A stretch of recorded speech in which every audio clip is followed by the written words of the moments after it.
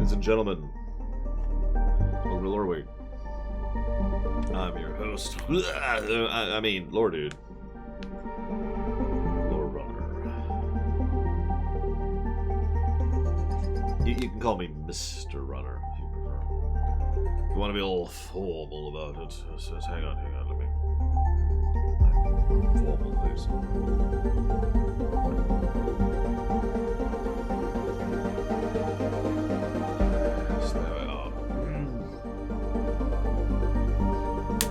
What did I do, SA2K? I didn't do nothing. What are you talking about? Good morning. Whoa! Me dropping stuff. Good morning, Makramana. SA2K Hazardous. Thermo, if and but. Nobody else gets a good morning. We're too late. Too slow. I should hope you'd notice the new camera. It certainly took a lot of time and effort and money. No, Hazardous. Polemic. Ah, yes, that was planned out, SA2K. That is the truth.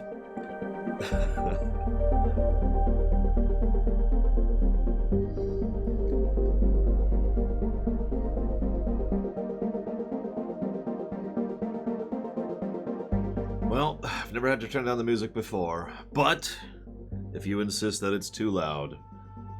I mean, honestly, does this sound too loud? As usual, I, of course, can't tell, because it's actually pretty quiet in my ears.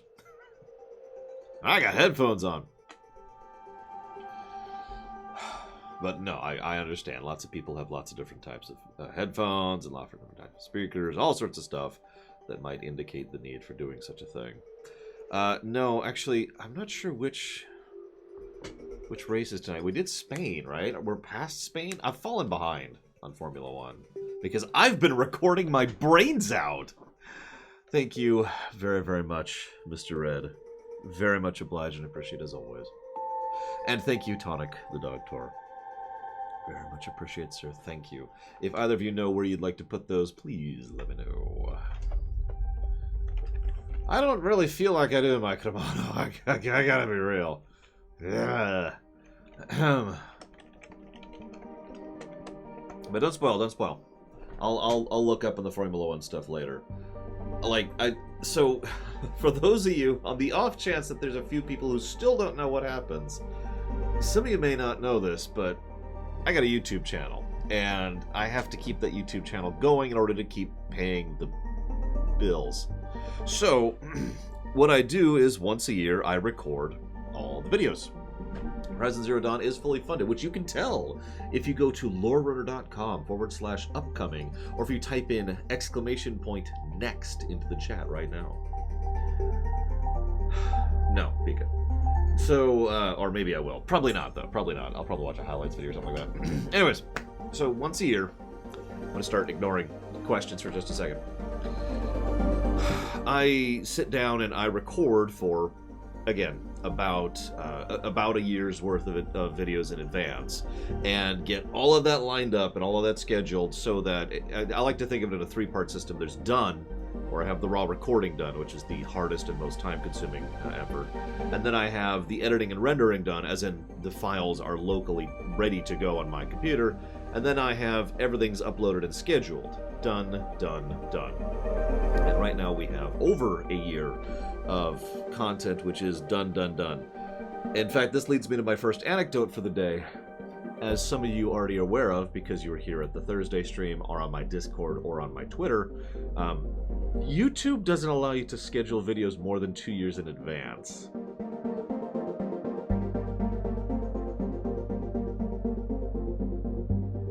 So, that's a thing.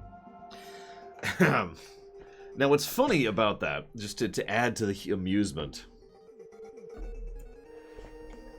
is Zeiss. Zeiss is really funny about that. Yes, I ran into that problem. I have all of my videos up until next September recorded, rendered, and uploaded. And that's it, because October. I can't put up October's videos.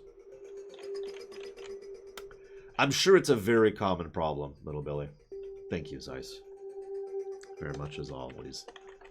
What's doubly funny, by the way, is I'm pretty sure that didn't used to be a problem. No, there will be a break next year. After all, I don't know the movies you guys are going to select for 2022, right? But the idea is it will be a smaller break, which is good, because holy crap.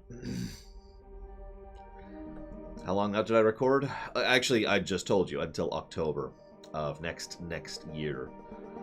I have, I actually have some additional Enterprise episodes to record, so I gotta do that. And I need to do the movies, like I just mentioned. And I am going to have to start a new series. So I do still have work to do for 2022. I am not done across the board for 2022. I'm just mostly done. Either way, that's a thing.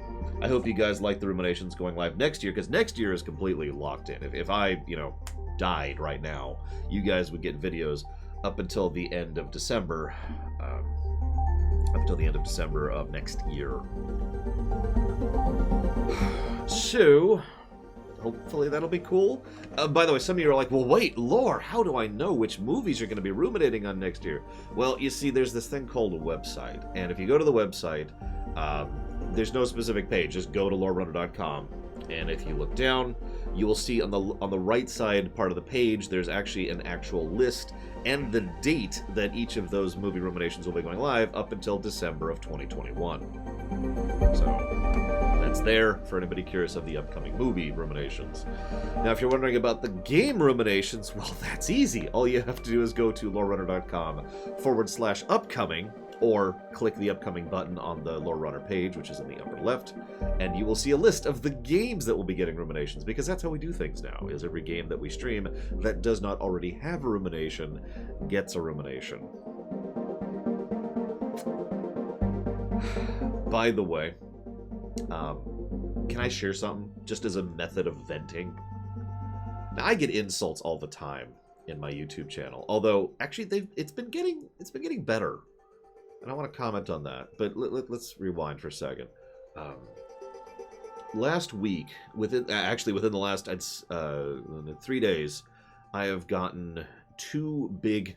I still love all the questions I'm getting. I'm still ignoring questions. Give me a second, guys. Hold on to your questions. I'll have a questions section of the Loreweek, I swear.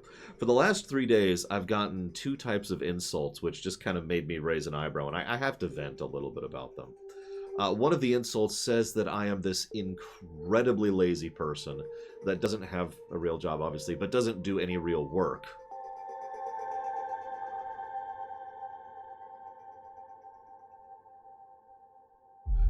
The other insult was that I am a moron, direct word usage, who does not respect the lore of the games that I cover.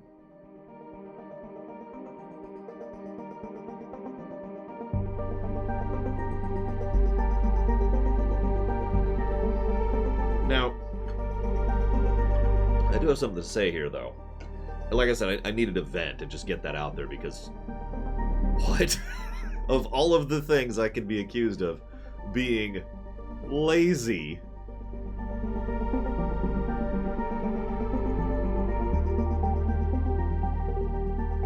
Yes, actually hazardous. Water is apparently very dry! Anyways, so let me move forward a little bit here. I did want to share something here. There's a bit of a divide between Lore Runner. It's my arch nemesis, Lore Runner. There's a bit of a divide between the Twitch viewership and YouTube viewership, right? Now, I don't mean me. I don't mean amongst my viewership. I have noticed this is a trend in general. And I'm sure if you pay... Jesus Christ, his arm. I'm sure if you pay attention, you have seen this phenomenon.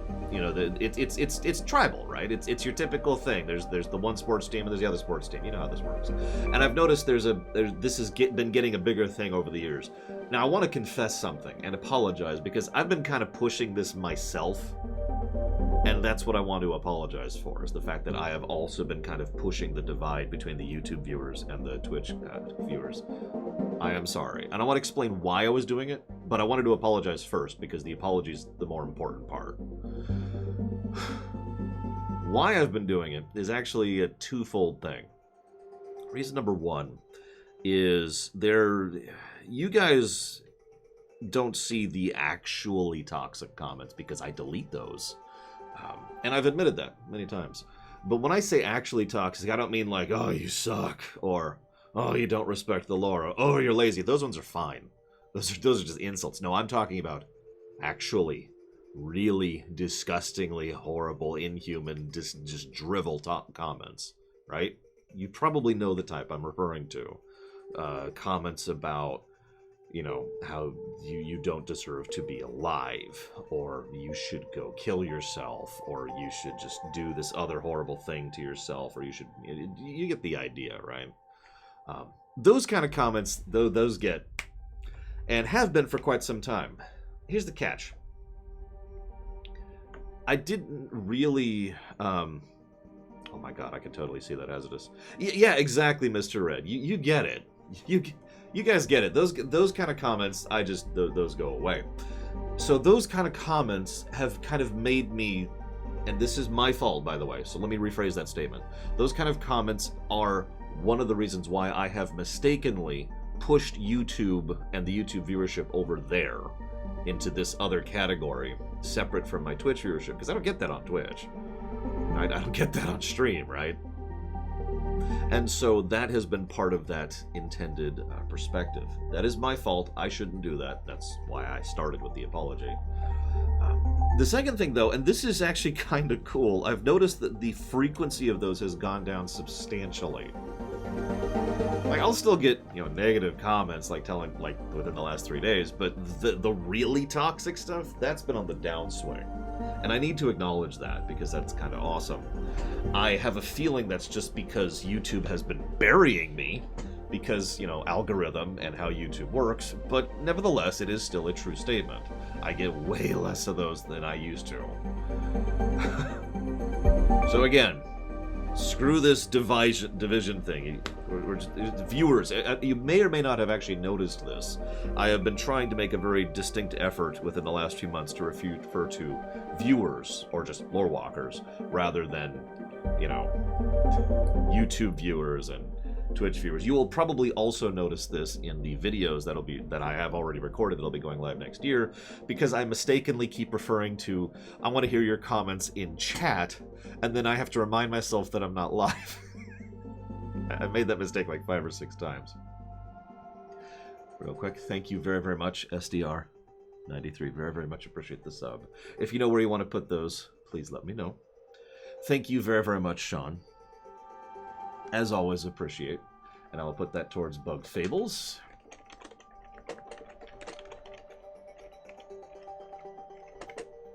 Whoops. I'm doing the name wrong there. Nah, I'm still doing it wrong. There we go. And I do have to say thank you to Tizara. Thank you very, very much, Tizara.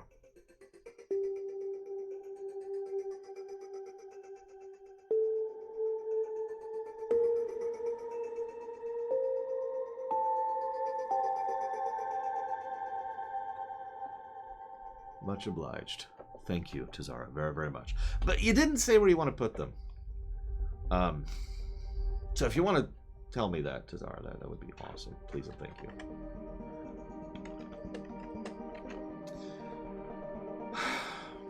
Actually, the Disney comments have been legit so far.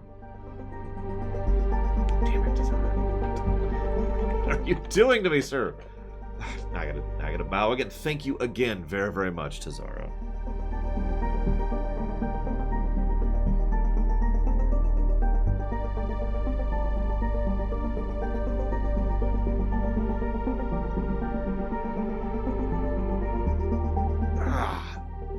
Very, very much appreciate, as always. Thank you. Thank you very much, sir. Okay, so, second piece of news. Sorry, I have some news things to go through. Lord's Choice, you got it. Thank you again, sir. Oh my god, I guess I didn't see that. Listen, all I'm saying, Hazardous, is that Twoo Wov... No, some of you may have noticed... new camera. Now, I know I've already told this story, so forgive me for those of you who were here Thursday. or excuse me, Friday. Friday's when I started streaming. You got it, SDR. Thank you again. I'll put that towards Laura's choice. So this is a new camera and a new lighting setup, and I'll put SJ's sub towards my choice. I do hope you like the new setup and the new style. This was actually the culmination of a fairly large amount of work. I'm not going to bore you with the whole thing. We're talking a fairly large amount of work, and I actually did reach out to Lore Reloaded, who is actually going to college for cinematography and lighting, so he actually helped me a tremendous amount with this. I want to give you two quick anecdotes. So some of you may notice that I picked up a Canon DSLR 800X or something like that, and that was the camera I was using. Emphasis on past tense. Now, the camera it had the whole tripod of the mount thing. It's like a $900 camera. $900 plus lens, I should clarify that. And the whole thing was set up, and the whole thing was really good, and Mr. Reds is going towards... Where the heck is Mr. Red? There it is. Deadly Premonition. You got it. I didn't miss it. Or I didn't catch it, excuse me. If I don't say something, I didn't catch it. That's the rule. Had the whole thing set up, and it looked terrible, and I'm like, this just, I don't understand why this looks... And he was helping me with it, of course, but of course he's not physically here. Now, that's important because the only way he can see my camera quality is for me to stream my camera quality pull to him through, like, Discord or whatever, right? So he's seeing a filtered version through Discord, you know, the lower quality video through Discord of the lower quality through this, and he just assumes it's a Discord issue, obviously. And he's like, I don't see the issue, and I'm like, no, there's an issue. He almost got me convinced that I was crazy. Insane, excuse me. Because of course I'm crazy. And this whole time I'm trying to figure out what the heck is going on. So I'll wrap it up because this is like a week of troubleshooting. I lost a lot of recording time to this. Actually, I did see that tonic. I did put that towards Starmancer. I don't think I said it out loud, but that is good to catch me. So thank you very much for catching me, Tonic. I did put that towards Starmancer, though. So let me summarize. Problem number one. Europe. Actually, the EU, if you want to get technical. But hear me out. There's a European tax on any camera, any piece of equipment that is capable of recording video for 30 minutes or longer, which means that is then qualified legally, of course, as a camcorder and is qualified to camcorder taxes. Now, what that means is that a huge amount of cameras that can do that have built-in firmware that shuts off the camera after 29 minutes and 59 seconds. No, I do not, Hasdus. If you asked me 2 weeks ago, I can tell you it, because I actually looked up the tax, but right now, no. So, now let me clarify this, by the way. This is a problem for two separate reasons, and I'll get to that in a moment. I'll get to reason 2 in a moment. But reason number 1, even if you're just having the camera on, like just preview, for example, it still does the 29-minute, 59-second thing. Now, that's important because that's how I would be streaming, by just pulling the preview of it. I'm not actually using the camera in any sense other than pulling the visual of it, right? Does that make sense? In other words, it's even if it's not physically recording, it still has that 29-minute 50. So the only solution here, this is ridiculous. The only solution, there's actually two solutions. Solution number 1 is to physically reach up, and to demonstrate, I would have to do this to be able to reach and hit it, and just hit the shutter button every like 25 minutes. I want you to think about that for a second. Like, I want you to picture streaming for 8 hours, and every 25 minutes I have to jump up there and hit that button. If I don't, camera turns off. So, amazingly unfeasible solution, right? Well, what's the second solution? Well, that's easy, custom firmware. So, I'm not good enough to make my own custom firmware, and no one has made custom firmware for that camera. So that it's not a solution, in other words. It's like saying all you have to do to solve hunger is to have food. There's no food. Thank you, Tizara. Again, very, very much, sir. And I'm waiting Max Time's answer on that one. By the way, tomorrow is not Chrono Trigger. I don't know why someone's saying that. Tomorrow is Batman Arkham Asylum. FYI. So that was completely unworkable. Now we add the second problem. This is actually an even worse problem, in my opinion, because it wasn't outputting its source. Now let me try to explain that on the off chance some of you don't know what I mean by that. Let's say a camera can go up to, as in this case, it can go up to 1080p at 60 frames per second. Very crisp quality, very excellent lens, great quality camera, right? Like if you actually saw through it, you'd be like, oh my god, this is incredible. So, incredible quality thing. Thank you very, very much, FFIX. As always, very much appreciate the sub. Thank you. If you know where you want to put that, please let me know. It's okay, Mendekla. That's why I clarified. I want to make sure that you are aware that Chrono Trigger is not happening tomorrow. Anyways, really high quality, but that's source. That is the source quality. The quality that's being outputted was 480p at 15 frames per second. And no matter what I did, I bashed my head on this problem for days. And I know that doesn't sound like much, like putting it towards Bloody Palace. You got it next time. But no, really. Days, hours. Like imagine a full shift of working for 10 hours a day, smashing your head into a problem for days, trying to figure out what the heck is going on. Because I kept checking the settings with the preview program, and I tried separate programs to actually pull the video, and there's actually a thing that Canon themselves put out in order to qualify it as a webcam. There's all sorts of things I tried. Nothing was doing anything because it wasn't outputting its source. The final test, the final troubleshooting that really sold it for me was I just pulled the camera out, hit record on the camera physically, recorded me talking for a bit as if I was doing a rumination, pulled the SD card, put it in my computer, pulled out the video, and guess what? It was incredibly high quality. Exactly what I wanted. Just, you know, not feasible. Now, you may think, wow, that sounds like a huge waste of time and money, and you'd be partially correct. I did get a refund. I did get a refund for the $900. That's good. It's just, thank you again to Zara. As always, obliged, sir. Thank you. And Gum Gum gets to choose that one, so I'll be waiting for that answer. It was actually a successful endeavor, though, and I mean that sincerely, and there's two reasons why. Reason number one, when I eventually do upgrade to a full camera, I know what to look for now. I know what I actually need. I need something that outputs its source, and I need something that qualifies as an actual camcorder to solve these two problems. I am now, as a direct result of those two problems, I am also going to need a new capture card, or rather an additional capture card. Because what I might have to do for an actual camcorder is pull out an HDMI rather than a USB connection, and that's going to have to output into a capture card, and that capture card, excuse me, and then that will be pushed into the computer. That's fine, but you know, this is all stuff I didn't know beforehand and couldn't. Nobody knew that. Nobody told me. If you go Google, none of this stuff is there. This is all stuff I figured out just by actually messing with the thing. Because most people don't do what I was going to do with these cameras. Now, there are a few streamers and YouTubers who actually do use cameras, although they usually use mirrorless, which is a slightly different setup than a DSLR, but same concept. You would be surprised how few of them talk about the specifics of actually working through these problems.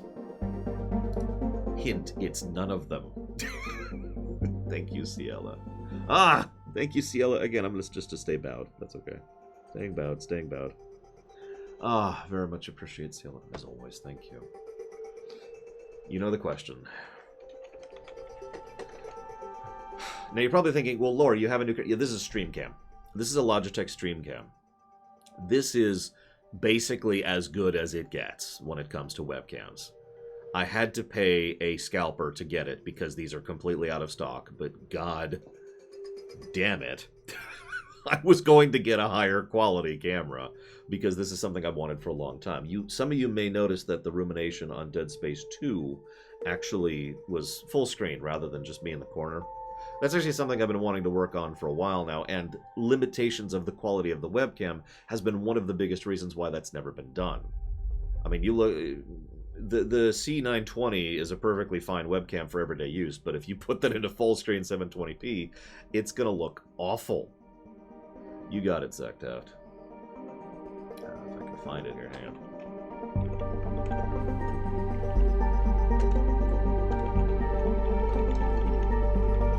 I think you guys are just trying to interrupt me at this point. Thank you very, very much, Plenty.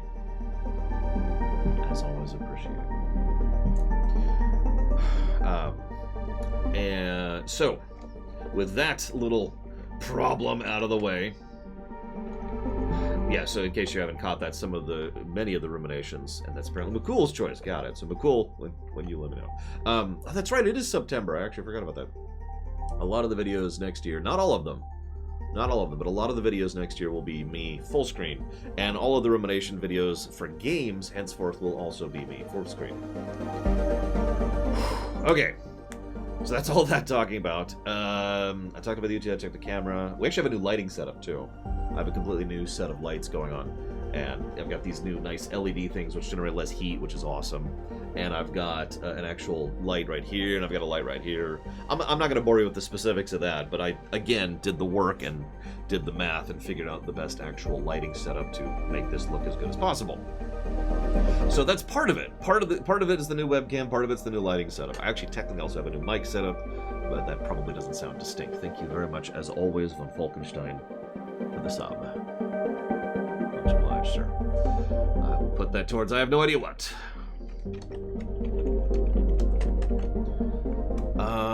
So next thing to talk about, right, the Lego ISD. Now, some of you... Oh, I'm sorry, hang on. Tazara did actually bring something. I talked about this Friday. So this is actually, there's a story behind this. You're probably wondering, why do I just have a blue cover on the chair rather than just having the chair there? Well, the reason I don't just have the chair there is because the chair is black and white. I am wearing black and white. And I did some visual tests, and trust me when I say that black and white chair against black and white person has some issues. It looks like crap, and there's some distinction issues, and I really didn't like the look of it. So, okay, I need to do something with it. Well, why don't you just do the green screen like you used to, Lore? So even under the lower quality webcams, the green screen on the chair never worked quite right, mostly because of distance and noise are the two things. Now, distance is basically the further away you are from a green screen, the better it's going to green screen. That's just, it's almost a direct rule. You'll notice the green screen's way back here now, so I actually have more room than I used to. So direct, that's because of shadows and because of how much that's going to affect the amount of light coming in. Even when I had a light directly over me, which some of you may remember, it didn't work. And there would still be shadows, usually like right around here-ish. Second thing would be Black Vial's put it. Which one were you, Black Vial? Who gave you the sub? That was from Ciela? That was from Ciela. Okay, sorry. I have to keep track of this stuff.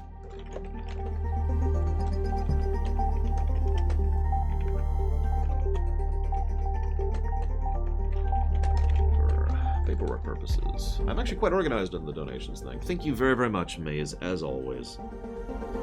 Much appreciated, sir. I put that towards Cauteries of New York. Now, second problem is bleed. Now, you notice a little bit of bleed right here. You can see, like, just a bit of an outline on my hand. Actually, there's an unrelated reason for that, which I don't want to get into right now. But the long and the short of it is minimizing that bleed over is very important, because an outline is acceptable, but you've probably seen bits where, like, my head, just this part right here, is green. And that's because the light is literally bouncing off of the green right here onto me. So I literally, like, even if this is perfectly green screened out, which it's not, I am still green, and because I am green, now I am a problem for the green screening. Right? Now, there are solutions for that, but between these two problems, I was sick of it. And the higher quality camera picks these problems up way more than the lower quality webcams ever did. So I just torpedoed it and said, screw it. So I got a blue, I actually have a red one, it's right over there. I got a blue and a red, and I did some tests visually with the two. I like the blue better. I think it works better for the contrast. And it keeps kind of the cool color tone I've got going on anyways. So that's why the blue thing. Lego ISD. Now, I had a plan for the Lego ISD. I did, legitimately. But the more I looked into it, the more I decided that it doesn't it's not really a feasible thing.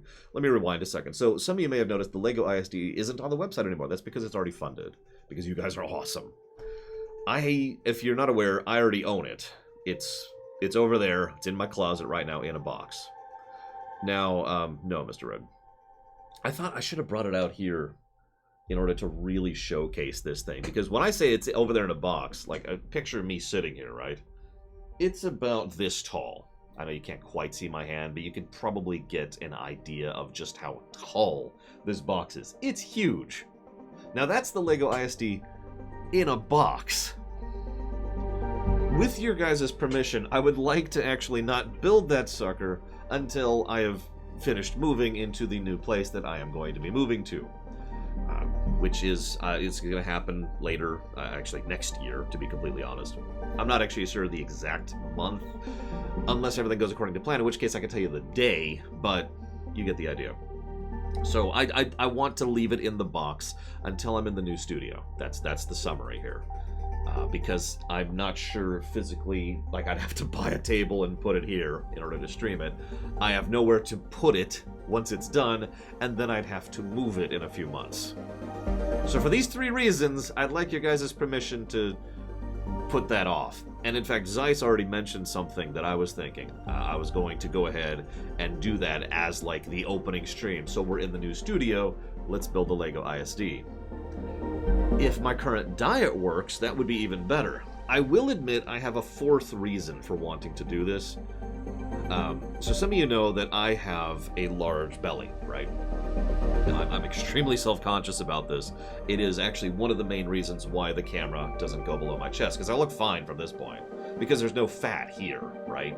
I mean, I have giant muscles, I have a great chest, you know, this isn't great, but this is all just skin, though, at this point, you know, I'm fine. But I have this belly because about 5 years ago now, excuse me, 5 years ago, I went through the worst thing in my entire life, and as a consequence put on a lot of weight, which I then lost a decent chunk of, but there's this, this belly has been, there's actually a term for that, it's like resistant fat or something like that. And for the last 4 years, I have been exercising, and I have been eating cooked food, and I have been doing everything I can in order to deal with this. And while I am in pretty decent shape overall, that belly has not gone away. So I have been going through some a very, very harsh diet, which is very unpleasant to go through. Thank you very, very much to Zara. As always, appreciate. Sir, I hate you, and you're terrible. I'm kidding. You're wonderful and amazing, and I do appreciate it. But near as I can tell, it is working. But I am going to be on this diet for a few months, which means there's a pretty good chance, assuming this works, fingers crossed, that the belly will be gone by the time I move, which means I will feel substantially less self-conscious about streaming me building the Lego ISD. So that's like the 4th reason. I just wanted to mention that. Because otherwise I'd just have to, like, I don't know what, probably make it so you can't see me on the webcam. Anyways, so that's the Lego ISD. Oh my gosh. Probably not, Dakota. But screw it! Thank you very much, Goodbar. Very much obliged and appreciate, sir. Thank you very, very much, as always. If you know where you want to put that sub, please let me know. Sexy Lord. I'll never be sexy, but at least I'll be, you know, accepting of being on camera from below my chest. Now, God, I didn't even see it, McCool. I didn't even see it, no. It's true, Zeiss. Well, I'm not trying to be sexy. There's a difference. Like, I'm never going to be sexy, okay? I think we can all accept and acknowledge that. But being... I don't... okay, if you want to talk real, let's drop jokes for a second. I don't like going out to the grocery store because other people can see me. That's how much it bothers me. That's why I'm willing to go to such an extreme length after 4 years solid of regular and protracted exercise and good eating and good living.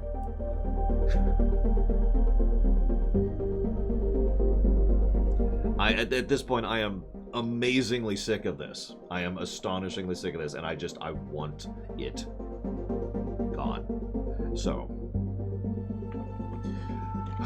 you got it, Mukul. DMC5 Bloody Palace. Sorry.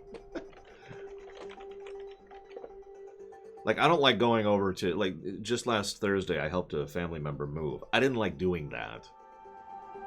And I was like, because, you know, you ever wonder, of course you don't see me when I'm out and about. When I go out and about, I wear layers. The whole reason I wear layers is to hide me.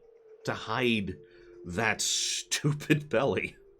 They don't work. All they do is to just make me look like I'm overall large. And in fact, it makes me look worse. But, you know, yeah. Anyways, I wouldn't mind Shantae's waist, I'm telling you. I could work up to muscle. Working down from fat is much harder. What are the details? I'll tell you the diet. It's really, it's very discipline heavy. So here's how it works. What I did is I spent some time sitting down and don't worry about cool, we'll get there. I sat down and I was like, okay, I need healthy sources of protein, carbohydrates, fructose, and fat. And fiber's easy. I eat carrots. So I looked at these three things and I made categories of these three things. And I part and parceled out exactly how many calories and how much nutrition I would get from X of Y. Okay? Once I have my 4 categories here, what I do is I say, okay, I get X allotments of each of these on a daily basis. So every day is mapped out with regards to these 4 intakes. Sense make?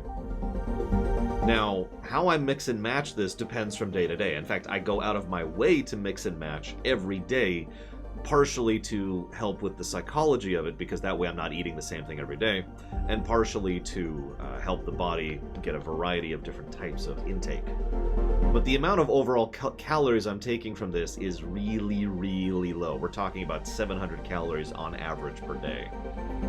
Like I said, really low. It is expensive to eat healthy. By the way, thank you guys for paying my bills for eating healthy. It's okay though, because in this case, Crazy Norse, because I'm eating so little, it's not super expensive. I would have to basically triple the amount of food I'm eating in order to eat healthily for my overall, for how much muscle I have and for my height, which is 6 feet. So it would be more expensive to eat as healthy as I am currently eating if I was eating how much I should be intaking. Because I'm eating so very, very, very little, it's not super expensive. But again, you guys are why I can afford to do this at all. I know exactly what it's like to eat very little, very unhealthily. Because when I was in college, you know those little frozen burritos? I can't eat those anymore. Little cups of ramen? Can't eat those anymore. Just, yeah, no, we're no. That's just no. I do actually take vitamin supplements. I have several. Check these out. I got several little things here. I know the vitamins are in there, but you're probably wondering why I'm showing this off. This is my stepdad works with lathing, I think it's called. No, lathing's wrong. Help me out. What's this called?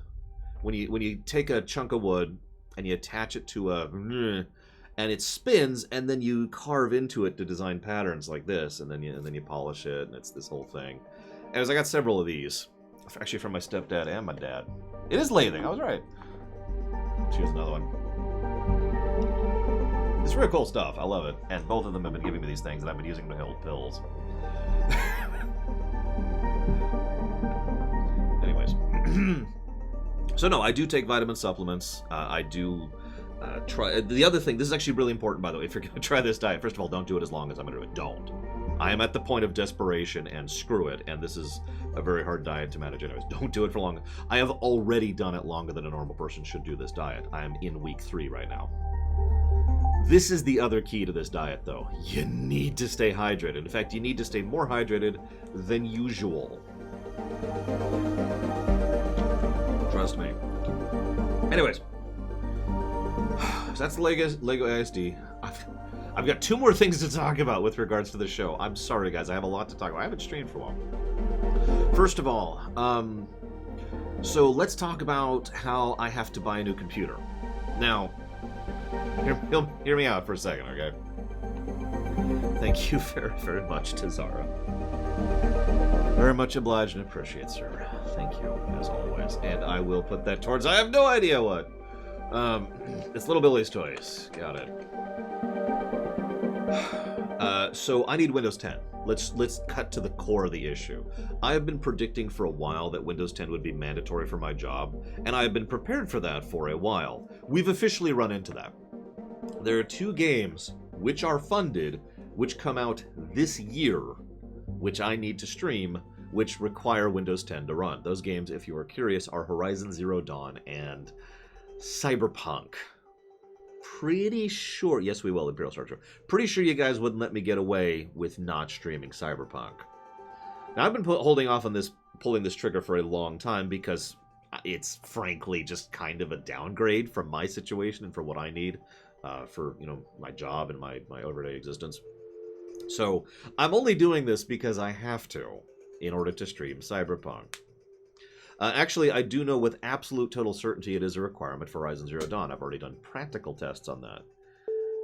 However, everything I have read has indicated very clearly and indicated, yes, that Cyberpunk is absolutely going to require Windows 10. Even if Cyberpunk did not, Horizon Zero Dawn does. We're at that point. We are at the point where that has to be a thing. Now, by what is effectively coincidence, no, really, this is a complete coincidence. The new Ryzens are coming out in October, and the new Nvidias are coming out next week and the week after that. So, as a direct consequence, since I am going to be buying a new computer anyways, because this is the time to do so, I am going to just go ahead and put Windows 10 on it. In fact, most of everything I will need, except for 3 parts, will be here by next Wednesday, but in 3 days from now. Agreed, Baronessa. I mean, I get it. I do. It's just, it's absolutely aggravating.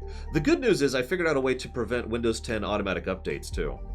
That was actually that was a deal breaker for me for the longest time. If I could not remove the ability for Windows 10 to force updates onto me, I wasn't getting it. But I have figured out how to do that, and so that is one of the deal breakers removed from the equation. So that'll be nice. Anyways, it's a whole thing. Like it's not an easy fix too, which is stupid. There should be just a frickin' toggle. But let's not get into that. So Windows 10. I'm gonna get Windows 10. I already have the RAM. It's literally right here. Check it out. Here's the RAM I'm getting.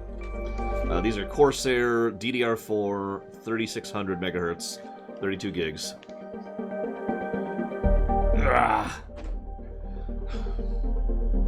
So yeah, that's the new RAM.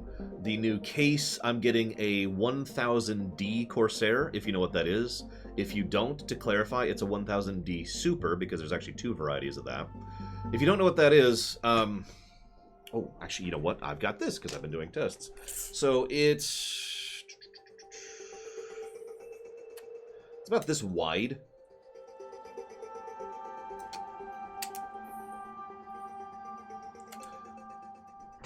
And about this long. I don't remember how tall it is off the top of my head. I guess I can look it up. Why not? Hang on, I'll look it up really quick.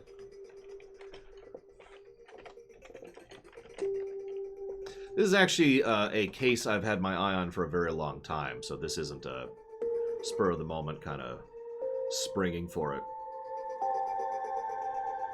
Height is...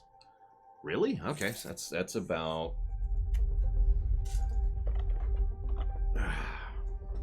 Hang on, I'm trying to get far enough away so you can see the whole thing. It's about that high. Give or take. Oh no, it actually has tons of free space. That's the point. It actually has room for 2 motherboards inside it, which is also part of the point, but that's more of a long-term thing.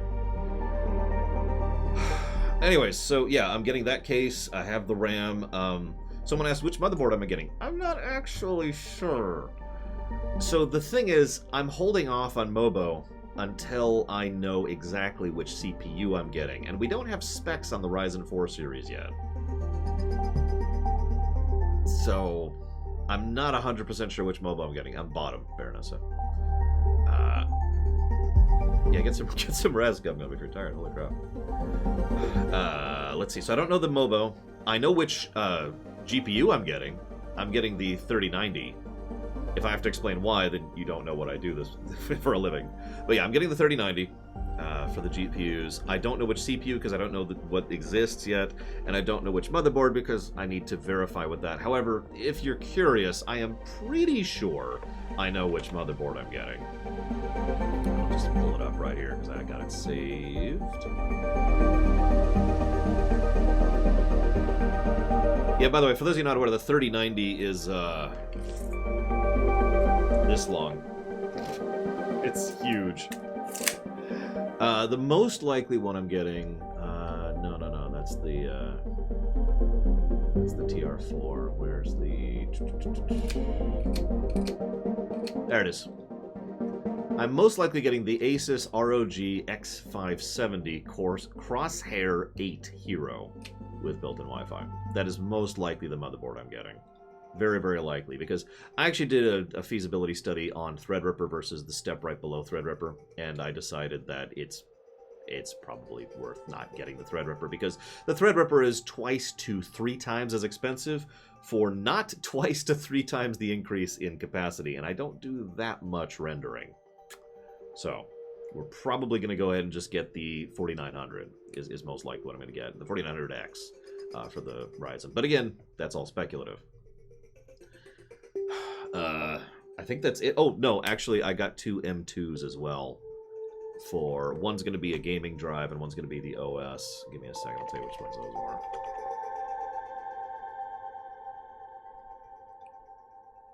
are. So the specific M2s I got, I don't even know the proper terminology for these things, is a Sabrent...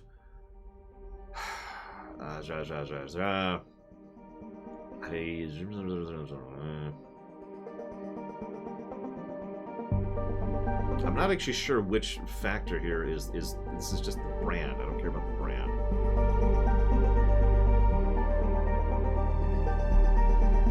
Whatever. It's a PCIe Gen 4 4X interface, blah, blah, blah, blah, blah. It's an M2.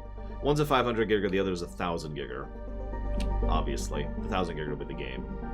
The 500 will be the OS. Hang on, I did get a 1000 giga, right? Hang on, double check something here. Right?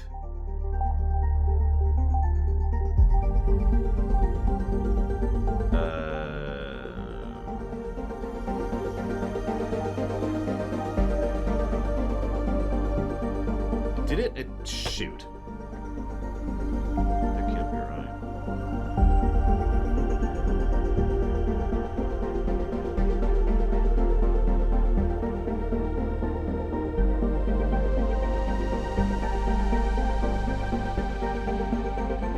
God damn it. It looks like it actually bought 2 of the 500 giggers instead of a 500 and a 1000. I'm gonna have to fix that.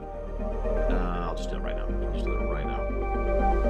This will not take me long, I swear, guys. Just give me a moment.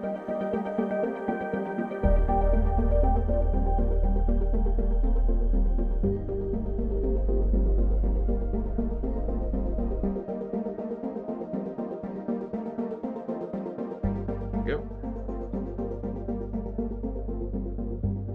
See, one of the things I do lately is, I don't know if how many of you guys even have this as an option, but they have this thing called Amazon Day Delivery. And it's because I have an Amazon distribution hub, like, right there. What they do is they send all the stuff to the hub, and it sits there in my bin, so to speak, until it's all there on the Amazon Day, and then they deliver everything in one day, which is cheaper and easier and better for everyone involved. it also means I have a little bit of time to edit orders if I need to, because they haven't actually shipped yet in the strictest sense of the word, like, say, right now. Boop. So that's fixed. Anyways, so new computer, that's for control, or excuse me, not for control. It is for control. The control run got pushed down because several people requested me to play control with the Mega system, so that's nice. Oh, absolutely, Tazara. At least I assume so. I mean, only you can really tell me the answer to that. Pokemon Isles is on the list, but that's something that's waiting until the other thing comes out, which obviously it's not yet, so we're just kind of waiting on that. And FF14 Shadowbringers is technically ready to go, but low priority, unless Rax finishes all his theater lines. Oh yeah, I suppose I'll talk about that next. God, I've been talking for 50 minutes. I'm still talking about show stuff. So, I am at a wonderful point when it comes to the FF9 Theater. In FF9 Theater right now, I'll actually pull up the spreadsheet right now. In the FF9 Theater, all I am missing is Raximus's lines, Galtori's lines, Rai Okami's lines, Ruth's lines, and Random's lines. That is it. And Savacum, I actually don't think you owe me a line, because the one line you're thinking of is the prayer line, and what I'm actually waiting on is Galtori to finish that. Once she finishes her version of the prayer and you finish your version, we can sync them up and then get them done and blah, blah, blah. But I think I'm actually done with you. I could be wrong about that. Anyways, point being, those are the people I am missing. Oh, right, I needed the noise. I forgot about that. Thank you for remembering. Anyways, that is where we're at with the FF9 Theater. We are very, very close to being done. The problem is those people all voice major characters, so that's obviously something we're waiting on. I have given them the hard deadline of February. I also already have backup actors for all of those if I have to.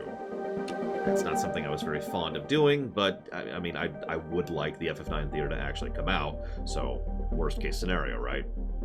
Having said that, having given everyone a hard deadline, and having formally and officially announced that, I can now tell you guys that for the past, I'd say about 5 months, I've been working on the next theater, which is Undertale. So this is technically the first open announcement of the fact that we're doing the Undertale Theater. And I say when I say when we're doing, I mean we're actually well into production on the Undertale Theater. All the editing is already done. All the recording is already done. All the directing is already done. I am already at the point where most of the casting for the major characters is done, and I am officially taking lines and getting them slotted in. Which brings me to my next point. I have an absolutely enormous amount of people. Hang on, what is this, like 101 lines for, excuse me, 101 characters who have like 1 or 2 lines each. If anybody out there would like to be just a random NPC, well, those people are stupid, Plutonia. For anybody who is interested in being involved in one of those random NPCs, I would really appreciate it.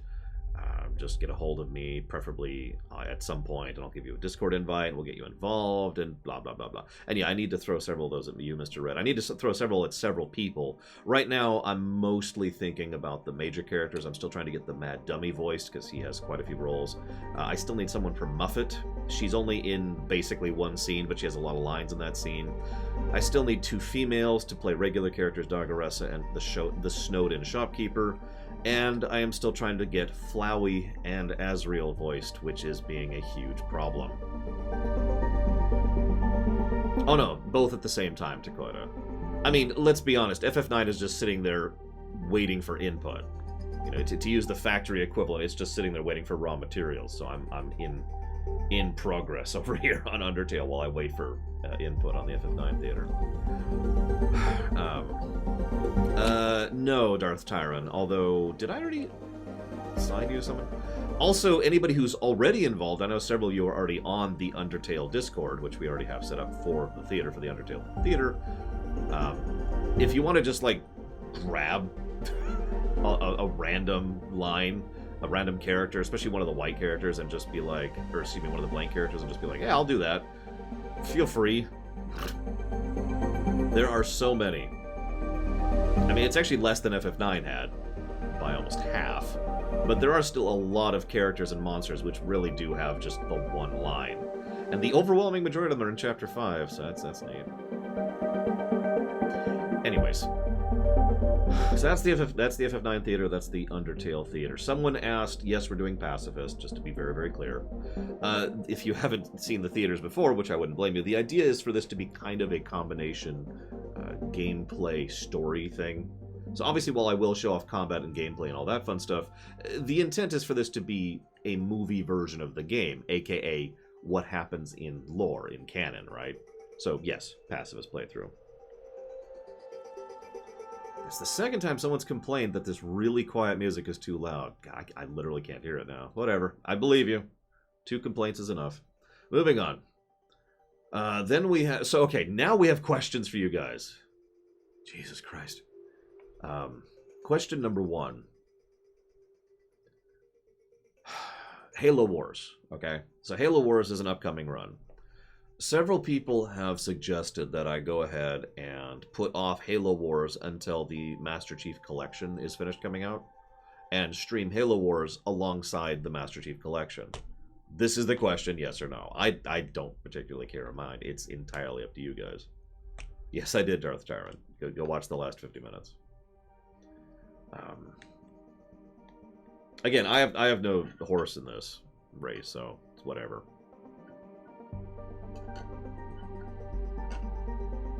I need to turn up my volume so I can actually hear the music now. Jeez Louise. There we go.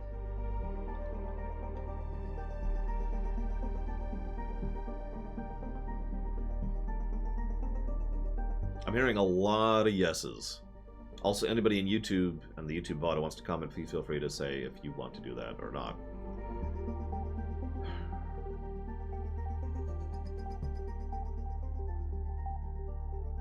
Halo Wars 2 is not on the queue, to be clear, by the way, just Halo Wars 1.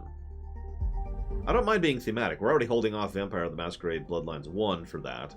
We held off Mario Galaxy 1 and 2 until, you know, the All-Stars was released. We'll be talking about that later, by the way. So I don't mind grouping things by theme. Yeah, MCC needs, what, Halo 4 and 5, I think, at this point? I know it's not done. I just don't remember the specifics right now. So, if you want to comment on the YouTubes, if you want to comment in other things, but either way, leaning towards a yes, so you got it. Next question. Metal Gear Solid. Which version do we play? No one clarified when it was added to the list. I checked my records on that one. And,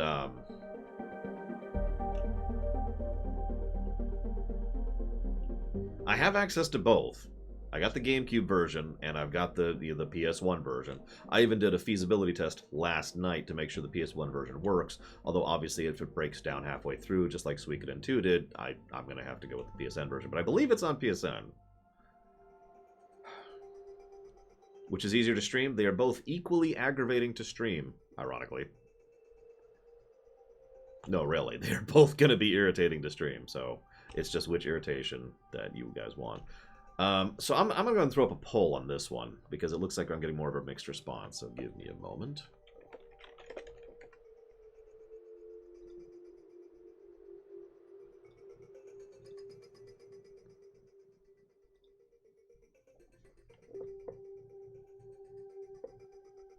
Yeah, but I'd rather not if I can avoid it than Falkenstein. For various reasons I don't feel like going into right now. So, what am I doing here? Yeah, the GameCube emulator is going to be a lot easier to work with. If worse comes to worse, I have the Wii, which I can hook up. And I don't know why I'm gesturing over here. It's actually not over there. I have the Wii somewhere, which I can hook up. Is there a difference in terms of content? There are several substantial gameplay changes. And there are several cutscene changes. And I need to see who just donated. That was Tazara. Just thank you, Tazara. Very, very much appreciate, as always. And it's Cool Walker's choice, so I'll wait on that. Okay, so... But these are sufficiently different versions that it's going to change the stream in a non-insubstantial way. That's the point. There are substantial gameplay changes. There's some camera issues. The combat is wigged around a little bit. And like I said, cutscenes are different. So these are effectively 2 different versions of the game.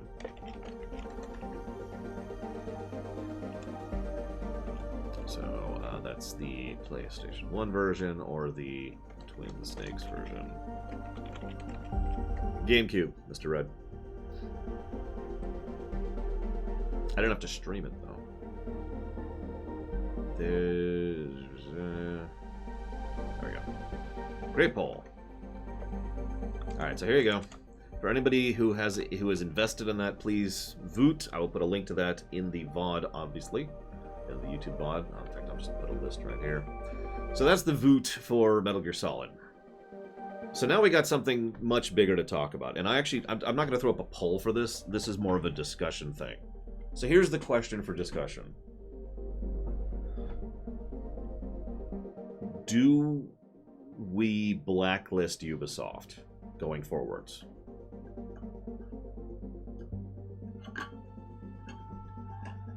Now, I want this to be a group consensus. I'm not going to make just a call on this one. I also feel like there's some gradients in between just binary yes and no. I'm not... No. I'll put a poll up later. We already have a poll up right now. So, Ubisoft... What did Ubisoft do?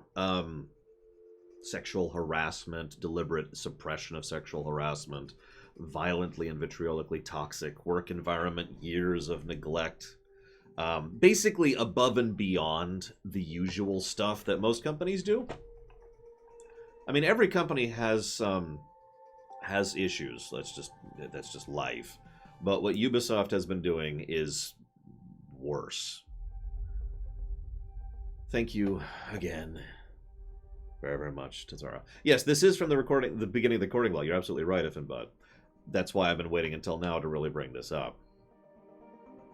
So, do I think that Nate will hurt my show? I don't think it would affect my show or me one way or another, to be 100% blunt. Now, let's be clear about something really quick here. First and foremost, I am still going to stream Assassin's Creed Syndicate and Assassin's Creed Unity. Those are in the queue. Those have been in the queue for almost a year at this point. They are very funded runs. I'm not going to go through all of the issue of telling people, sorry, that service that you purchased from me, I'm not giving it to you. So those are happening, okay? And after that, that gets a little bit grayer. We do have one other Ubisoft game in the list right now for future funding. That would be Far Cry New Dawn, I believe, is the specific one. I'm also probably going to keep that one. That one has been consistently played to, or paid towards, excuse me, for some time. So those three games are probably safe. Far Cry New Dawn and the two Assassin's Creed games that are already in.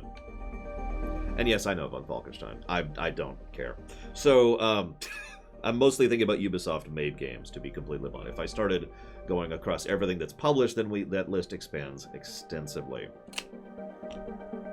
Now, several people are asking about duration of Blacklist. Let's be clear. For something like this, if this is a blacklist, it's not going away until it's fixed. An apology doesn't cut it for this one. Sense make? So this would probably be an actual forbidden list. Assassin's Creed Valhalla would absolutely not be allowed. Neither would the new Far Cry 6, or stuff like that. Yeah, exactly, Bernard. So they have to do something to make this work. And even them, I'm going to have to sit on that for a bit. Well, that's exactly right, Mike Romano. The point is, this is a blacklisted until things have substantially changed, vague terminology used on purpose. It depends on what they actually do and how they do it, just like everything, right?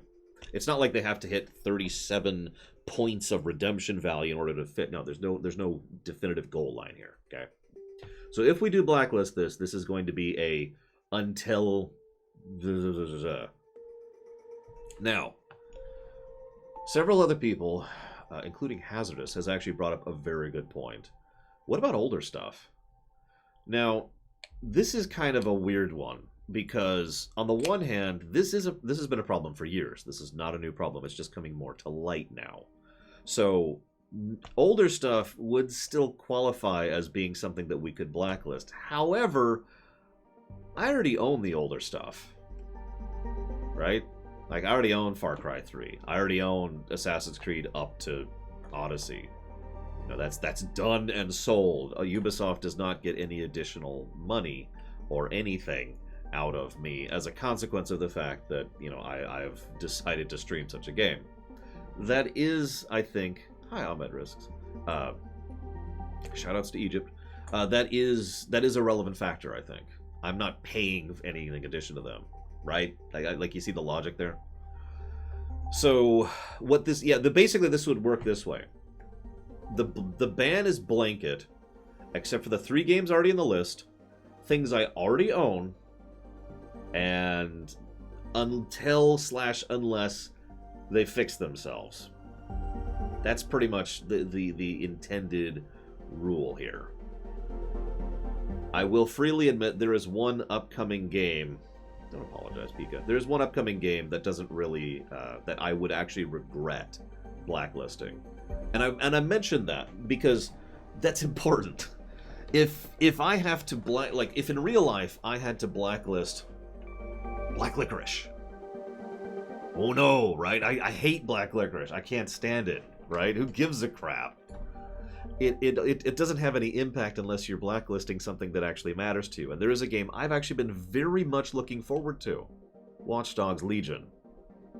The more I've heard, unlike several other games that we'll be talking about today, Watch Dogs Legion has looked better the more I've heard about it. The more they've revealed about it, the more they've gone into it. I am legitimately hyped for that game. No joke. Now, I liked Watch Dogs 1 and 2, but Watch Dogs Legion looks great.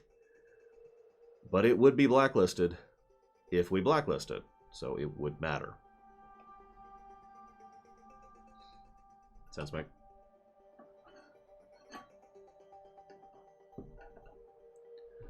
What if I got the game for free? No. But again, this basically just boils down to the question, do we do this? This is why I haven't put up a poll, because I feel this needs to be a discussion. Now, I want to talk about something else here. I did talk about this during the Dead Space 2 stream, but this is Loreweek. So here's the thing.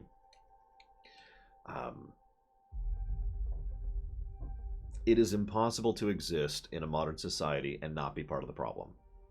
If you go to the grocery store and buy groceries, congratulations, you are part of the problem. That's life. That is how it is. There are too many companies which have too much crap, that are doing too many things, that are too horrible, yada, yada, yada. There's no escaping it. Now, and that's true for the cars we drive, that's true for the gas we consume, that's true for the electricity we pull in. You get the idea. So, what this boils down to is what I like to call, you know, picking your hill, right? Because you can't just be blank about it, right? You can't just say I'm blacklisting everything. I'm going to do complete ethical consumption, because it doesn't exist. Because you can't. You cannot universally be moral in your purchasing decisions. It's not available. You can, however, decide to just not care and say screw it and go ahead and just do whatever, right? And just not even think about it. There is, of course, a very wide gap in between these two extremes. Thank you very, very much. Little Billy, I think that was? Because it was towards Valhalla, and then he noticed it was already funded. Yep. Thank you very much, Little Billy. Very much appreciate, sir. I'll put it towards Heaven's Word. Where do you poke for Undertale details? Whisper me, and I'll send you an invite.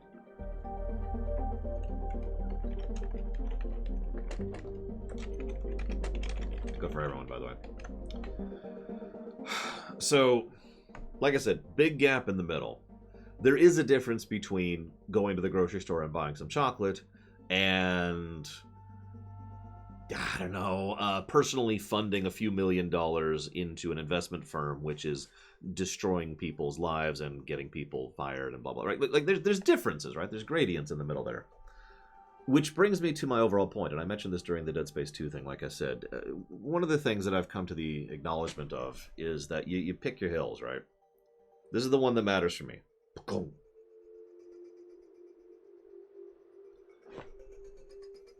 And people could say, well, but you support this other stuff. And I'm like, well, but no, this is the one, this is my hill.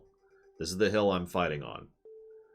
This is the one thing, or the 5 things, or the 30 things that I am going to go ahead and say no on. I cannot say no on everything because it's not available, but you can pick and choose, right? I don't buy chocolate, by the way. I did. I'll admit that, but I don't anymore. So, that, of course, gets me to the idea here. Blacklist, because several people have brought up, and this is a valid point, Ubisoft is just as bad as everyone else. Well, okay. There are other companies that are as bad as Ubisoft, and there are other companies that are also bad. Toxic or unpleasant or whatever. Rockstar is a good example of that one. Warner Brothers is another good one. Good one. Not EA, of course. No, seriously. EA is one of the least bad out there. I've said that so many times. It's actually really hysterical. Which brings us back to Ubisoft. So what do we do with Ubisoft?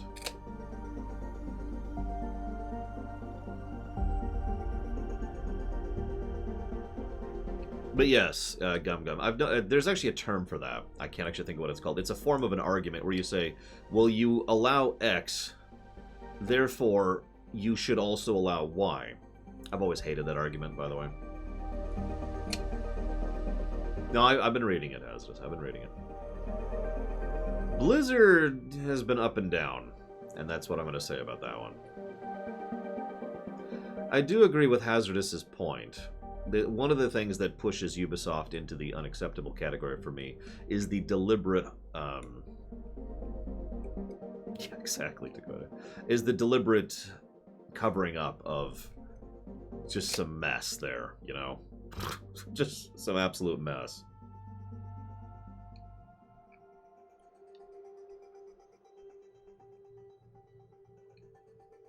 I haven't thrown up a poll for it yet.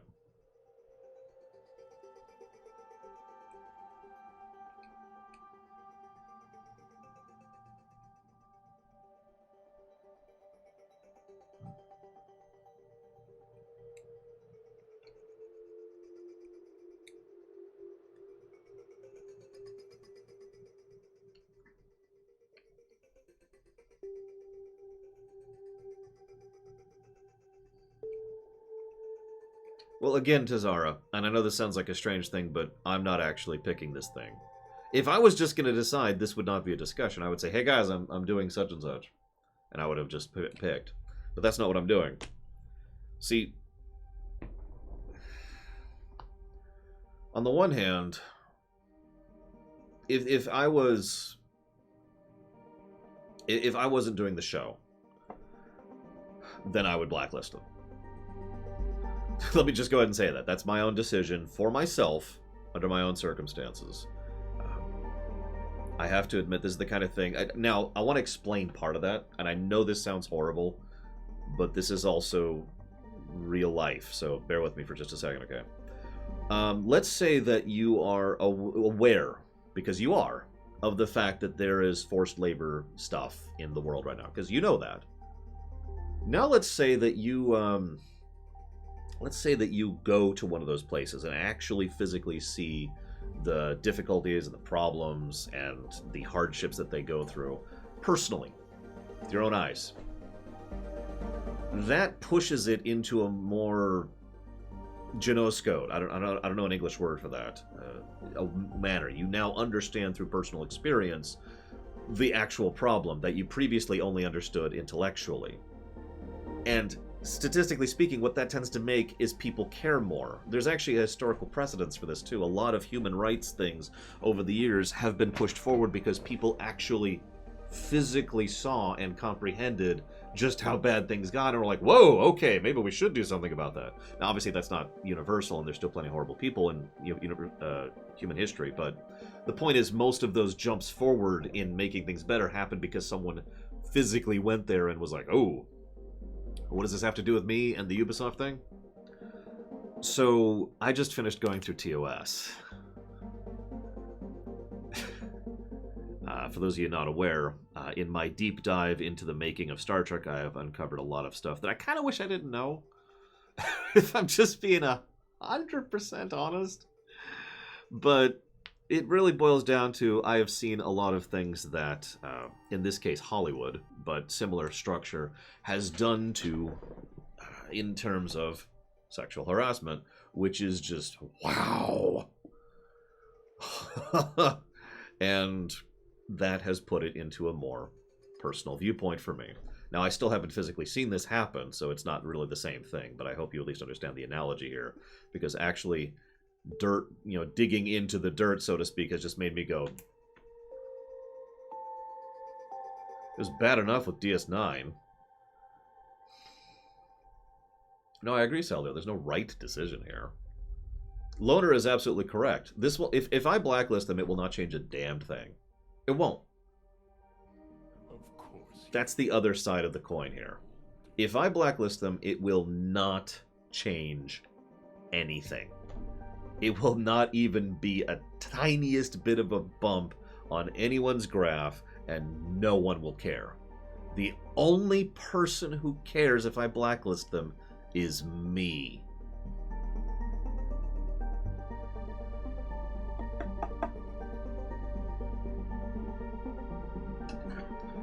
Now, that was obviously from my own personal perspective. This is why this is a conversation. Because we will decide whether we blacklist them or not, because it will matter to us. Sense make?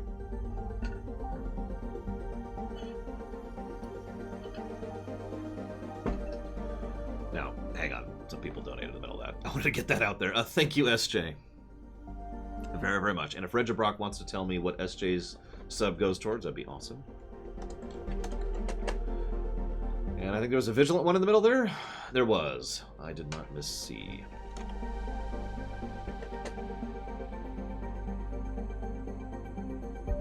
Hang on just a second. I gotta pull that up in here. Give me just a moment.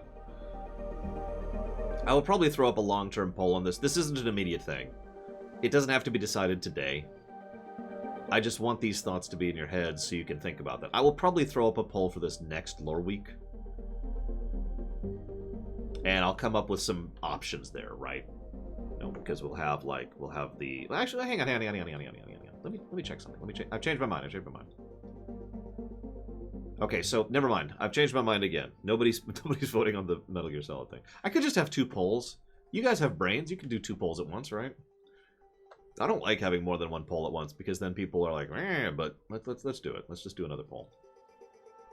So, I do not have your audio sample. No, Saldir, to answer what you said earlier. Hang on. I'm working on it, Nero's ass. Give me a second. I still need to pull up Vigil. Why isn't Vigilance thing showing up? There it is. Thank you, Vigilant. Very, very much appreciate it, as always. And I will put that towards Civilization 2. And I don't blame you. That's one I have to bend on, consequently, the one you're referencing.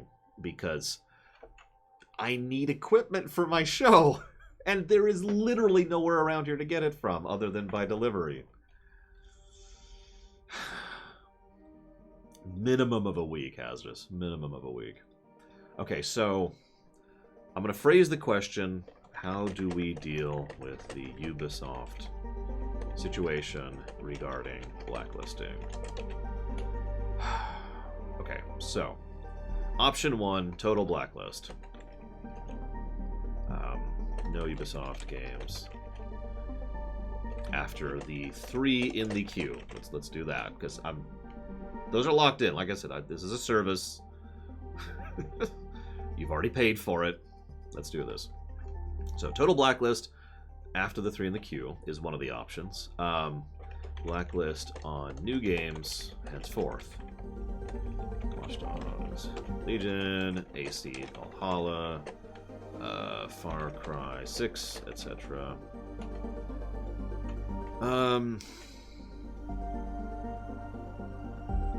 Then we have blacklist on all games currently not owned, aka already own Far Cry 3, thus workable. What else? What are some other options here, guys? Is that everything? Did I cover everything? The 3 in the queue are happening no matter what, so let's just throw that out of consideration. So we got total blacklist, blacklist on anything new. Actually, let me try this. Hang on. Blacklist, I'm saying this wrong. Blacklist on... does feel like... Yeah, no blacklist, excuse me. Duh. No blacklist at all. Duh. That's not me slanting. I actually didn't think about it. I apologize.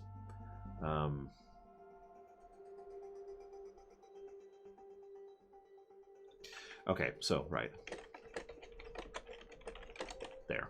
I was looking at my own options, like, I phrased that wrong. It's because, so, one of the options is blacklist games that come out after this point, but older games are fine. One of the options is blacklist on games, any game that I do not currently own for Ubisoft, or from Ubisoft. So, for example, I could do a future stream on previous Assassin's Creed games, or Far Cry 3.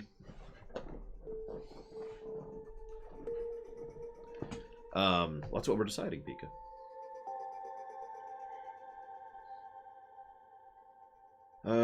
So we've got total blacklist, blacklist on everything new but older is fine, blacklist on everything not owned, which would also include newer stuff, and no blacklist at all.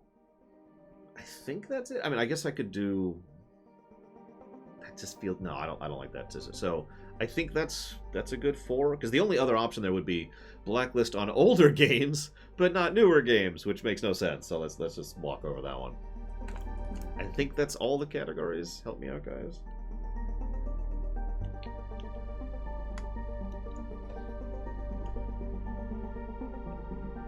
What's the difference between option 2 and 3? In option 2, I could buy Far Cry and stream it just fine. In option 3, I could not.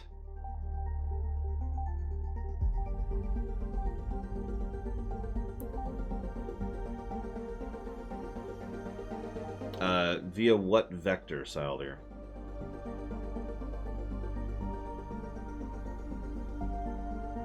Basically, both options include a removal of... It's a long story, CyberX. I'm not blacklisting anything. We are debating if we're blacklisting something. I do have a message from you on Discord, which I'm not going to play the file because you probably don't want that heard on stream. Give me a second here. Get an invite for Spartan here. There you go. Because we're a democracy. I mean, this is kind of a representative thing going on here. But I did get the message. Damn it, Tazara. Hang on. Since I have none of my mods are here, this massive event, none of my mods are here. Whisper me in Twitch, Tazara. What's the next theater is Undertale. If you're interested in participating, then get involved and be like, yo, and whisper me. You can absolutely say no blacklist, Pika. That is one of the options. I think this is good. I just want a blacklist on new games henceforth, but older games are fine. Blacklist on all games currently not owned. See, I feel like this is actually very clear-cut. Does anyone not understand these questions? Let me read this word for word. Blacklist on new games henceforth, but older games are fine. Blacklist on all games currently not owned, aka already own Far Cry 3, thus workable.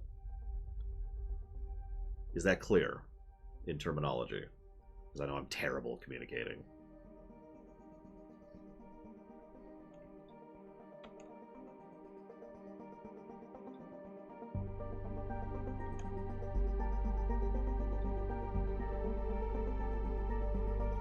I'm hearing a lot of yeses. That's good. Okay, so let's go ahead and make the poll now that we're done with that. So here's the poll to that. And I will put a link to that in the VOD as well.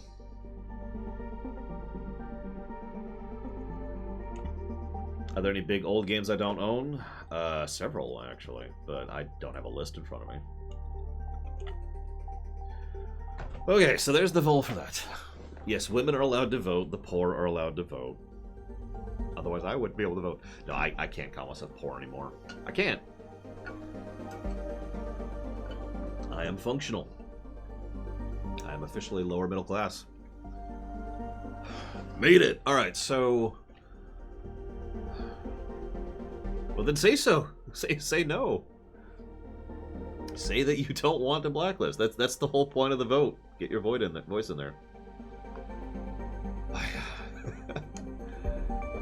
Will the blacklist work? No! It will not change anything for anyone. Except us. The only one who cares is us. That's the whole speech I gave earlier. I'm not repeating myself. I don't know who... I just got a random message from someone. I don't know who this person is. I'm gonna have to kill them. Hang on. Let me just kill them here real quick. There.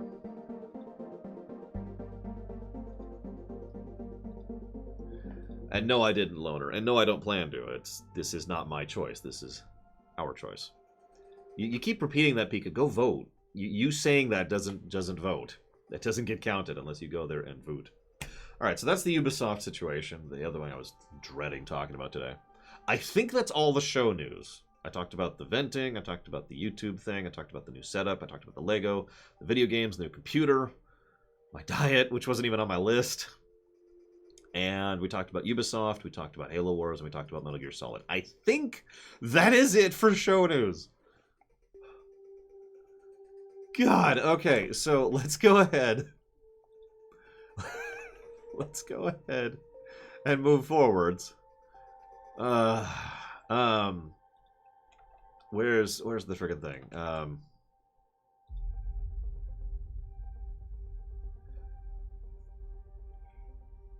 Crap, that's actually a valid point, Sinister Wing. I'm not spending $50 for this, okay, Sinister Wing, I'm sorry. If we have to do multiple versions of the poll, we can and we will, but I'm not spending $50 just to get the absolute spread that I want here. Moving on. So, what the hell is our random news? God, hang on. I have to look at my notes here. Looks like up to this is random news. Okay, so, Jesus Christ. I'm gonna have to actually go through and timestamp this one. First of all, Tokyo Game Show is in about a week. Woo! Looking forward to that. Near as I can tell, nothing's being announced there. But obviously, if it is, then I wouldn't know about it yet. I'm going to keep an eye on it, obviously, but I haven't seen anything that really, you know, is doing much. Yeah, we also got a PS5 event this Wednesday. I think we're getting another Xbox event. I don't remember the date on that one, but we had the previous trailer reveal thing, and we're having another one in a bit. We're still getting like little trickles of news. Tencent, also known as the Evil Empire, has formally bought the Warframe company. They bought Leo. I have no idea how to pronounce that. Technologies. So that sucks. That's terrible. No, that poll's going to be up for a while, Plutonium. By the way, if anybody wants to vote on... In fact, why is this not up? There. If anyone wants to vote just on either the Metal Gear Solid thing or the Ubisoft thing, put this here. Yeah, so anyways, Tencent bought the Warframe company. That sucks. Now, I wasn't a huge fan of Warframe, mostly because it wasn't as co-op as I wanted it to be. However, it was still a pretty awesome game. No, CyberXL, there's no way to do that I'm aware of. It was a pretty awesome game, and I loved the way they did their business. I loved their business format. And I loved the developers, and this sucks that Tencent bought them all. Bought them wholesale, too. Just the whole thing. I am 100% certain it is working properly, Houses. That's why we use this straw poll and not the other one. If you're seeing a discrepancy, it's because people aren't voting. Vote! Only 50 people have voted, Tacitus. Anyways, so that sucks. That's terrible. I don't have anything else to say about that. That's just Tencent being Tencent. As I've said before, and this is not a joke, what they're doing is very smart. They are doing long-term investment for control over the video game industry, which is exactly what I would do. Moving on. Star Trek Discovery, this is technically 2 news items, I'm smashing into one. Star Trek Discovery Season 3 is coming out starting October 15th, and we have had the trailer for Season 3. I don't have much to specifically say about that without spoiling, but the long and the short of it is they're going with a completely new story arc, which I'm not sure I'm on board with. Obviously, there is a huge amount of division amongst... Oh, damn it, there was another bit of show news. I'll bake that into random news. There's a fairly large amount of division amongst fans as to whether Star Trek Discovery is total hot garbage or really awesome. And I don't know which is the in-between there. That's fair, Saddlezilla. No, I have not, Mike Romano. Now, I haven't seen Star Trek Discovery. In fact, at this point, I'm using that, to be perfectly blunt, as a defense. Because I don't want to have any of my opinion tainted until I actually get there.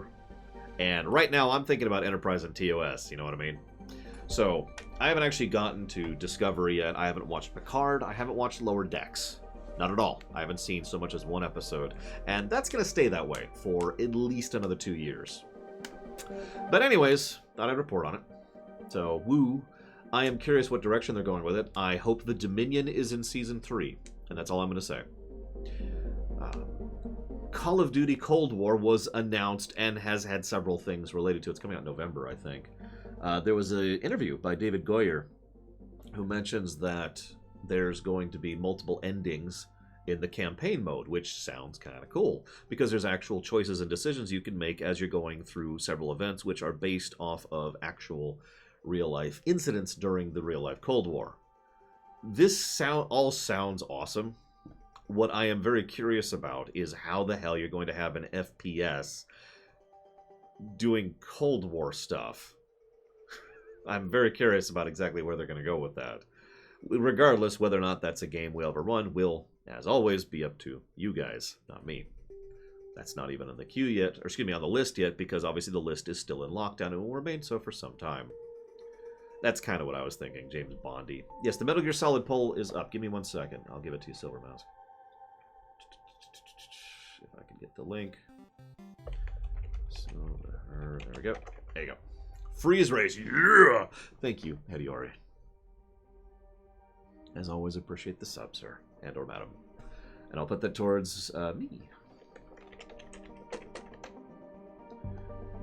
I mean, is it going to be stealth-focused? Like, a stealth-focused FPS is something I am amazingly down for. I loved Thief and Dishonored 2.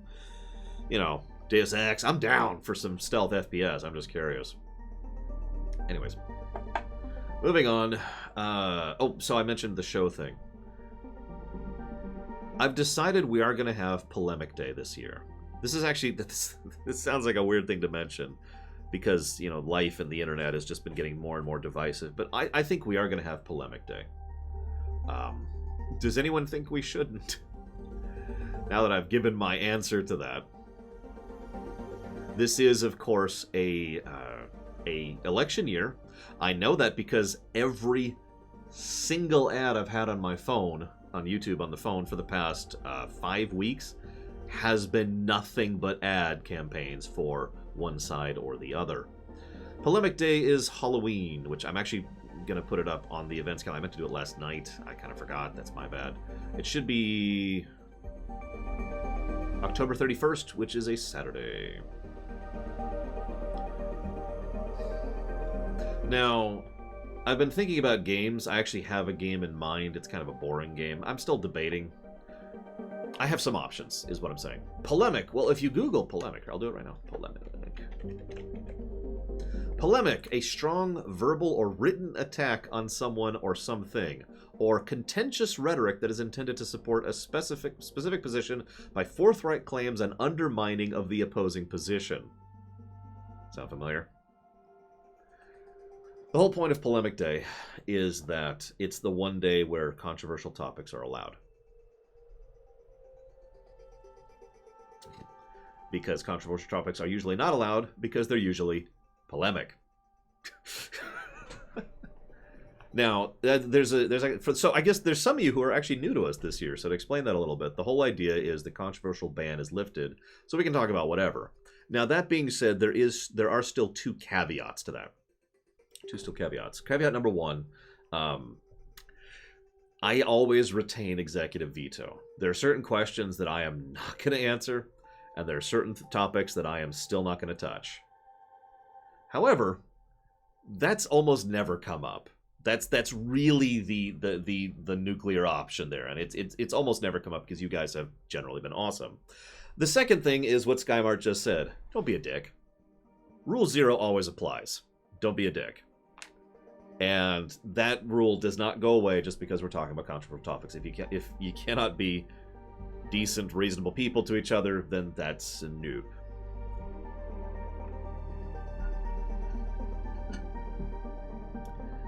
Yeah, that's what some people have suggested, Sierra Mike, is that this is 2020, which is...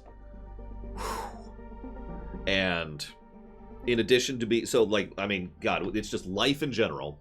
The increasing polarized nature of the internet, which has been, just a thing. And the fact that this is an election year here in the States. This is probably going to be the most charged of a polemic day we've ever had, which is why several of my friends have flat out said, maybe you shouldn't. No, Loner, because I will just ignore you.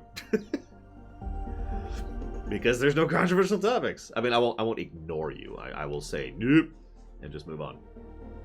But yes, this is the Prime Directive. I found out some fascinating things about the Prime Directive going to TOS, by the way. In all seriousness, though, you guys have actually been kind of awesome every year. I think there's a grand total of 2 polemic days we did not upload to YouTube, and one of them was a mistake I made. There was something I mentioned that I felt was not legally safe to mention.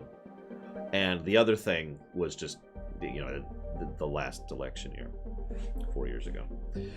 Other than those... Actually, no, I think that one got uploaded too. Never mind. Either way, you guys have been pretty awesome. So, we're going to take it on faith. I know there was one that wasn't uploaded. I think that was actually the 2015 Polemic Day was not uploaded.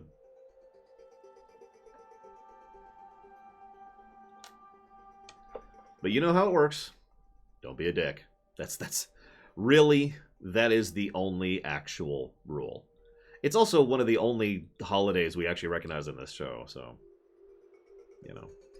I think they go under events, Mike Kamano.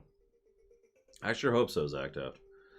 Okay, so that's the Polemic Day thing. Let's talk about Baldur's Gate 3. Now, I haven't looked into Baldur's Gate 3 kind of on purpose because, I mean, you guys are super going to... In fact, I think you guys have already funded that. Give me just a moment. Let me pull up the spreadsheet here. Give me just 1 second. Baldur's Gate... Is Baldur's Gate 3 here? Might not be. I might be on crack here. Whoops.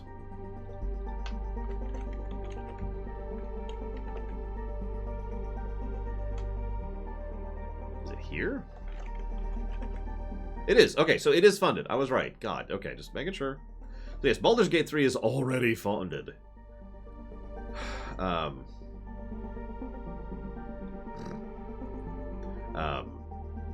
So yeah, I haven't been paying attention to the things. However, there is one aspect of Baldur's Gate 3... No, it doesn't have a release date yet. When it's done. There's one aspect of Baldur's Gate 3 that I have seen that really interests me, and I am willing to do an entire playthrough of. The playthrough we play through. That would be Twitch integration.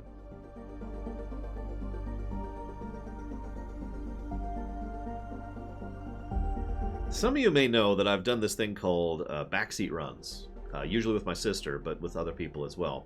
It's where I'm the one at the controller, but they're the one making the decisions. It's a great way to do games like Dragon Age or Witcher 3 or whatever, right? It's basically the ultimate Backseat run, except all of you guys will be voting for all the dialogue options.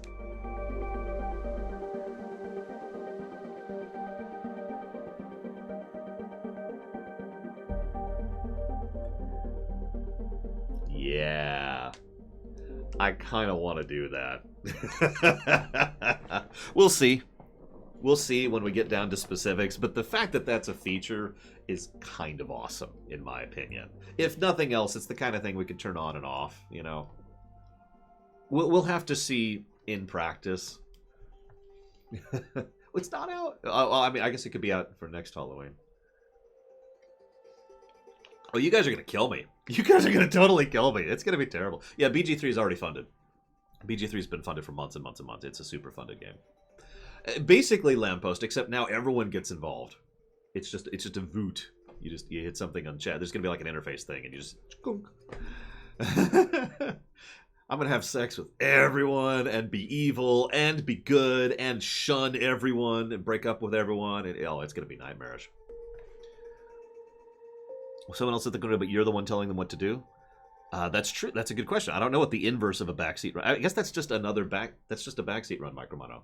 It's just whether you're the person on the controller or you're the person giving the commands. That's all.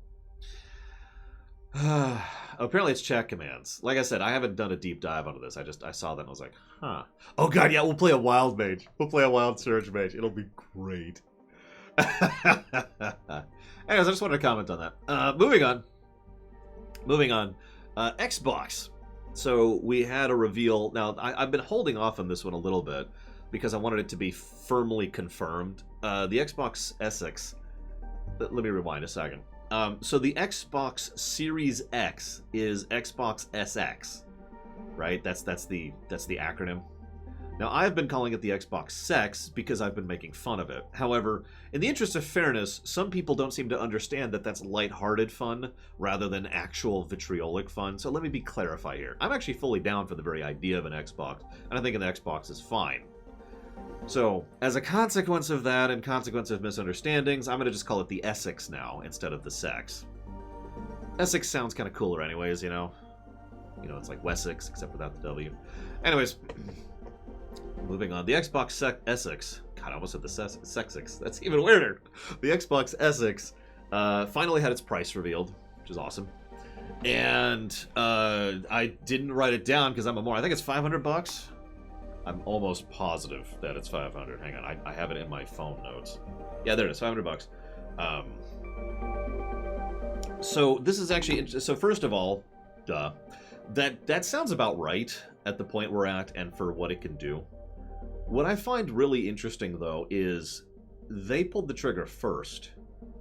Now, I've been paying attention to this a little bit. The Xbox Essex and the PS5... I'm just going to start calling it the Essex, because Xbox Essex is just... So, the Essex and the PS5 have both been just kind of staring at each other for months at this point, I think. I've actually kind of lost track, because, you know... But it's been a while. Hang on, Crazy Norse. And they've been staring at each other, and every report I've read, every financial article I've seen has shown that both companies were staring at each other, waiting for the other person to blink first, to set their price first. Once the first person sets their price, the other company, now it's the classic tactical scenario. The person who moves first is at the tactical disadvantage because the person who moves second can respond to the person who moves first. That's why I hate going first in chess, to use a simple example of that. So, now there was a leak about the Essex. I don't know if that informed their decision. Frankly, I don't think it did, to be completely blunt. I think what they decided to do was... let me put this in another way. The only way the leak would be relevant is if they had already decided on the price. If they'd already codified that price. And if they've already codified the price, the leak doesn't matter, because the price is already decided. So they're already making the first move either way.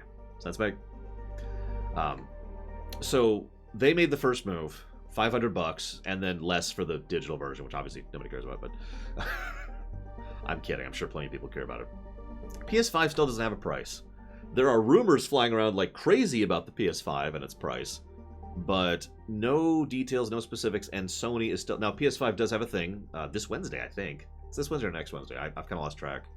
But now Sony has the option to react to that, and I am very curious what they're going to do. Almost every rumor says they're going to try to undercut in direct response to the Essex. Can Sony change the price? Oh, absolutely, Saddlezilla. That is more than feasible, especially in this current age. You rewind time 30 years and they couldn't do that. But nowadays, you can be billed and charged for a thing days before it comes out. Right? Because of digital transactions and because of the shipping industry being what it is. I actually agree with you on that, Hazardous. I think Microsoft just saying, this is what we are, was probably the good move for them. I've said this before and I say this again. As far as I'm concerned, the PS5 is the only real gaming console at this point in time. And so Sony being able to do their thing, I'm saying that wrong, Microsoft being able to do their thing regardless of Sony just kind of feels like their overall strategy in general right now. And if you don't understand what I mean by that, the Xbox is kind of an in-between. I was going to say a Venn diagram, but that doesn't actually quite work. The Xbox is there for people who... That's true, Hazardous. Is for there for people who want to play games and just play games, right? They just... And there's a huge amount of PC games that you can play on the Xbox, especially on the Essex. And it's just... Yeah, it's a poor man's PC. It's a budget PC. A $500 for a gaming PC is a really good price, right? And being able to just slot it in and play a video game is a valid thing. Now, the PS5 is more for console games. That's specifically games that are designed for the PS5 and for that console market. So we've got that for the PS5, and we've got like this overlap for the Xbox. And then the Nintendo's just off in Nana Land doing their own thing. We'll talk about them in a minute. I don't even know what the hell's going on with Nintendo. So it makes sense. It makes sense that Xbox would pull the trigger first. I'm very curious what we're going to see later this week. I think it's this week for PS5. Moving on. I'm only mentioning this briefly. I have been trying not to pay attention to Shadowlands, which is the new World of Warcraft expansion. However, I've had a lot of people say, when are you doing the new lore run? So let's... damn it, there was another show thing I meant to talk about. So for those of you who watched the Dead Space run, allow me to say the lore run of Shadowlands will probably eventually happen, but it will have to be funded and developed just like any other MMO run. And so the lore run of Shadowlands and a lore run of BFA will also be a separate thing, just like that. Sounds like... Obviously, the list is in lockdown right now. We still have a lot of games to go through, guys. So, we're not there yet, but I just wanted to be nice and overt about that. However, and of course, Lamppost is like, did you see the trailer? So, 3 trailers have come out so far. And I do want to talk about them briefly. How much is a lot? I haven't done the math yet, but I have the formula, if that makes sense, Nero's. So I need to figure out roughly how long it would be, and I plug that in, and that'll tell me how much. Anyways, the Afterlives videos. Now they're good, right? Those little stylistic vignettes they've been doing since Pandaria have all been awesome. With one exception, I didn't like the Sylvanas one back in BFA. Not just because of the content, because I think it was actually pretty badly done by their standards. Like, just the camera work and the cinematography were just really subpar on that one. But ignoring that one, all of the other ones have been really, really, really good. By the way, in case you think I'm anti-BFA, the Ashara one in BFA is my favorite that they've ever done. That's just cinematic brilliance. And just, I could gush about that. Anyways, I'm not going to do a whole thing here. I just wanted to comment on it. We found out some details. Frostmourne is apparently powered by the Maw. Probably from the Maw, probably made by the Nathrezim, who are probably innate to the Maw. And Uther is joining the light side, a.k.a. the guys obsessed with vengeance. Looking forward to seeing how that's going to go. We also had a little tidbit of exactly how bad the rotting and... Not rotting is the wrong word. Let's go with desiccating of the Afterlife is currently going on with the recent one that just came out last week. And the third one, which is actually the second one, I was a little disappointed by. It was the one with Draga, excuse me. And that was just kind of... I mean, it was okay. It just didn't quite sell me as much as I was hoping for. It also didn't really contain any information, which is the unfortunate part. The first one was amazing. The third one was amazing. The second one's just kind of... Is there always got to be like one that's just kind of when it comes to these? That's true. Following Uther is something I wouldn't want to do. Holy crap. In more way than one. Either way, the Afterlives things are awesome. There's a fourth one coming. I'm very looking forward to that one, of course. Will I cover the events of BFA? No, of course not. Until the lore run of BFA, yes. Please don't... Can we come up with something else I could do other than winking? That's actually harder to do than it looks. You know, we need to come up with something. Oh no, I'll just do this. So when we get to the lore run of BFA, and I'll just start doing this. Yeah, exactly, Neros. I'll just start doing this. When we get to the lore run of BFA, when we get to the lore run, no, I'll do the quotes. Oh, dude, that's actually not a bad idea to go at it. Like, imagine if I was to just like take a chunk of paper and just put like write wink wink, just write the words wink wink on it and be like, so when the lore run comes up, and I just had to just have it on my desk here. So it would, hang on, screw it, I'll do it right now. I have terrible handwriting, by the way, probably because I type for a living. So when the lore run, oh, you can't see it, I'll have to do this. So when the lore run shows up, I'll have to do this. So when the lore run, because you can barely read that. Anyways.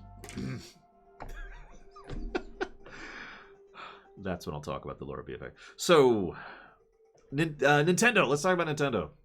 Everyone's favorite topic. Let's not talk about the big thing first, okay? I want to save that for last. I know that's the only thing you guys want to talk about is the big thing. Do me a favor. Let's save that for last, okay? Because I got several bits of Nintendo news here. So, news number 1. Hyrule Warriors Age of Calamity. I am really hyped for that one. That looks legit.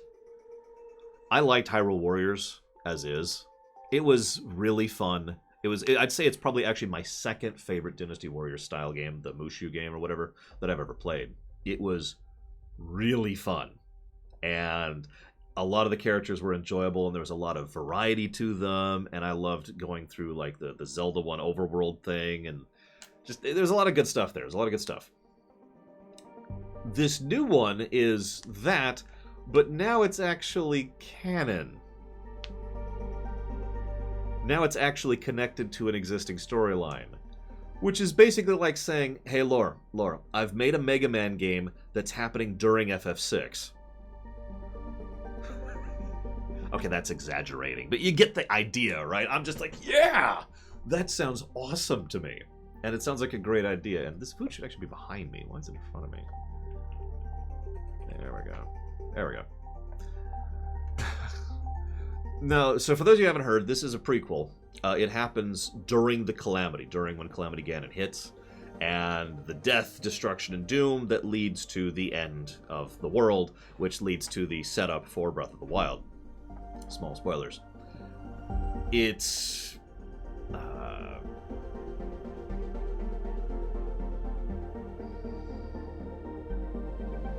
have the wrong link here. I'll have to fix that later. I just noticed I have the Baldur's Gate 3 link for the Hyrule Warriors link, and I'm like, that's not right. What is this link? Hang on, I'm sorry, give me 1 second here. Yeah, no, that's the... What? Okay, whatever. I mean, it is the wrong link, but that's not what I meant. Anyways, I'm sorry. So yeah, it's going to be dark, of course. It's going to be storytelling. What I mainly hope... So story... Yeah, woo. I've said it before, I've said it again. Every game could be improved by the inclusion of good story. I stand by that statement. However, what I'm really hoping is that, in addition to a good story being tacked onto this thing, that it will still have the good gameplay of the first game. In fact, I really hope that they expand on the gameplay of the first game. Now, here's the thing. There were a lot of playable characters in the first game. I'm guessing what's going to happen is the roster will be expanded, because near as I can tell, the roster for the second game is 6, which is substantially smaller. That's fine, as long as they vary substantially in how exactly they play. I have to admit, that's my biggest thing. I really hope they do actually make them play substantially differently, and thus there's a reason to jump around and pick your favorite and have fun with them, blah, blah, blah. Hold this up here. Yeah, the Zelda series has always been so bright and colorful. There we go. Zelda Link of the Four Champions, yeah. You can get the ladle if you pre-order. I actually don't have much else to say about it. This is a very recent announcement, obviously, and we don't really know much about it other than the fact that it's existing. However, this does line up with a lot of what we've learned. A lot of people had pointed out that there was a substantial hole in the overall release schedule for Nintendo stuff, which was about November. By the way, this game's coming out in November. So, that lines up. This was probably supposed to be announced before now, and this is 2020.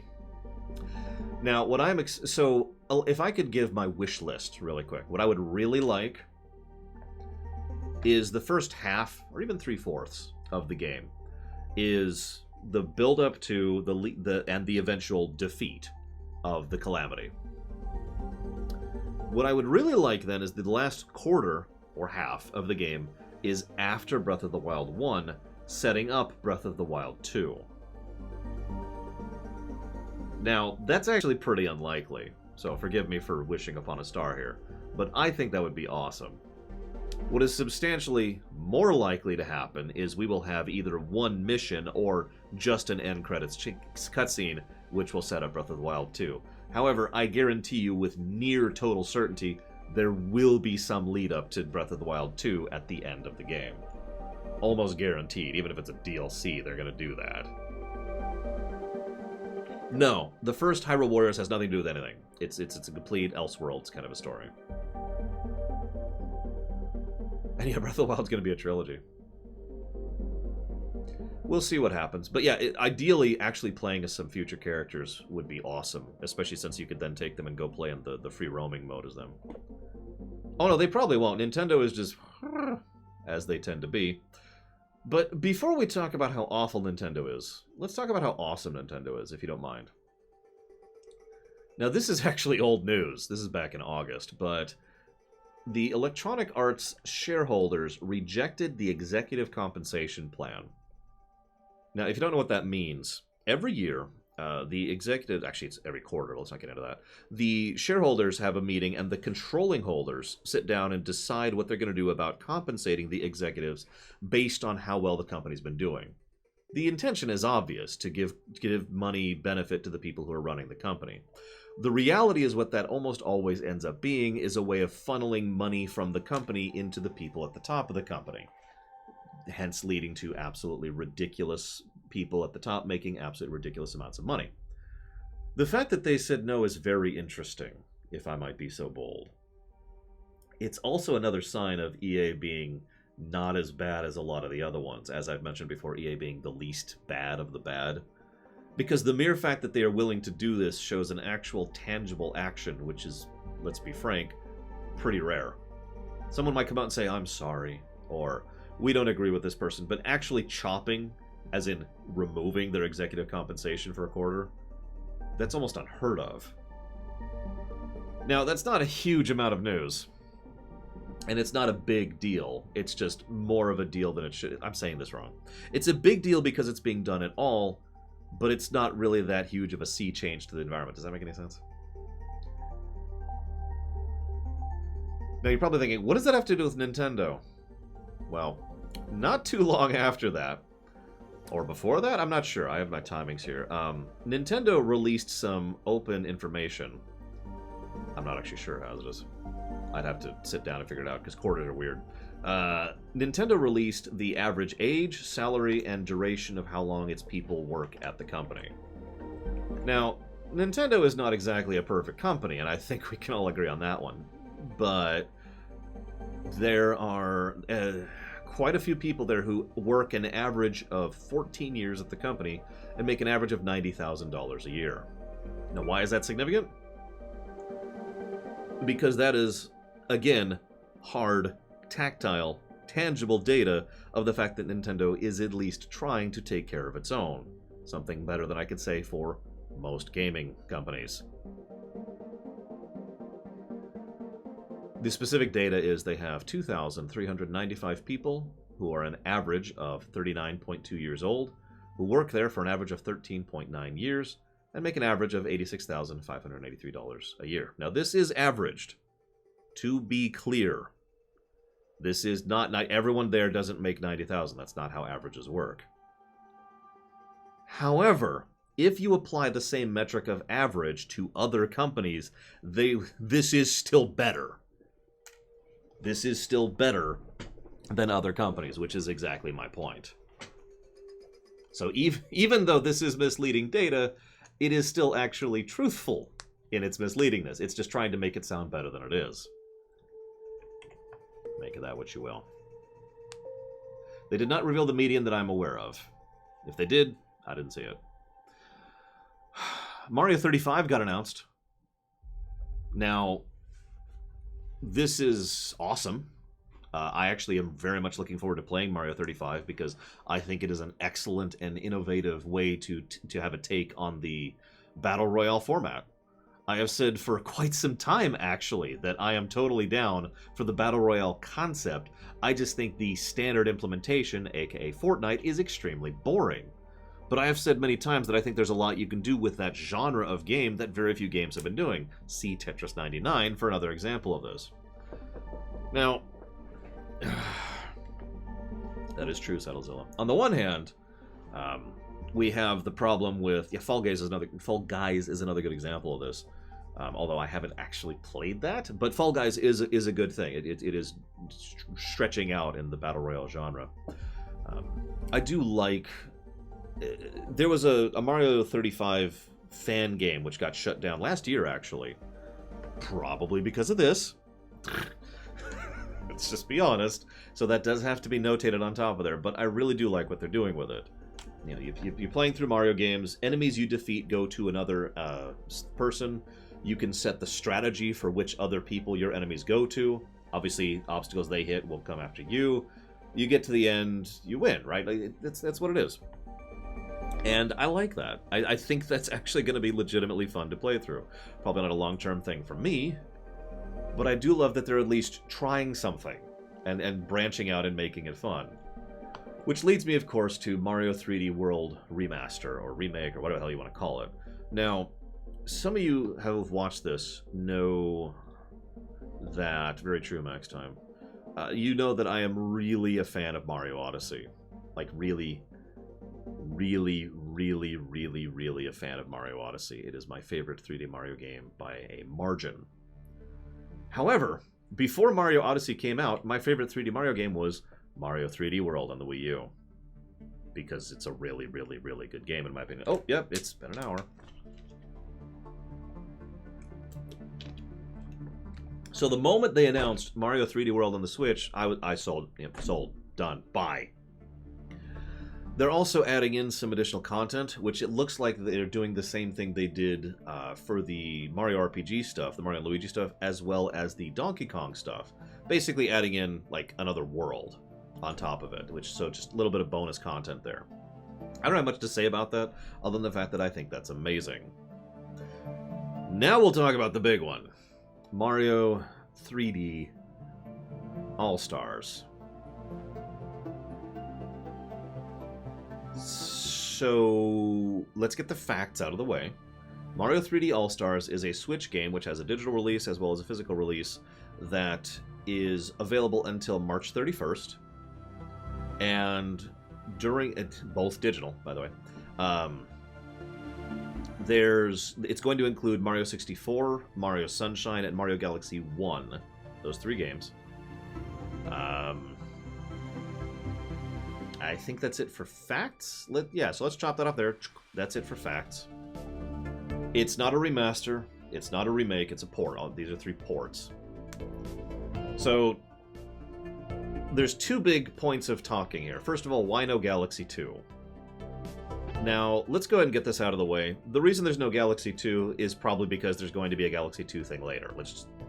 That's just the most likely outcome here. I don't think there's any big strategy here other than the fact that they aren't ready to talk about Galaxy 2 yet, so they haven't talked about Galaxy 2 yet. Some people have been pointing out, oh, they specifically excluded Galaxy 2, and those people are wrong, because they actually specifically excluded something like 8 separate Mario games. Galaxy 2 is simply another of them. There's a lot of Mario games, guys. So, having gotten that out of the way, let's talk about the digital release thing. Why? A physical limitation on release date actually does unfortunately make sense, especially right now.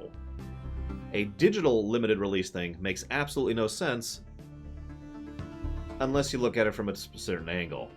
I've heard a lot of theories on this one. This could be the Disney approach. This could be the dartboard approach. This could be the double down approach. Or this could be the false goodwill approach. I think those are the most likely ones. Now, you're probably... See, the problem is artificial scarcity doesn't actually apply to a digital release. It doesn't work that way. Now, to explain that a little bit... By the way, none of these are good from a consumer perspective. Let's just make that extremely clear. None of these are good from our perspective. All of these are corporate thinking, okay? The Disney approach. You remember when Disney would release a film and then stop?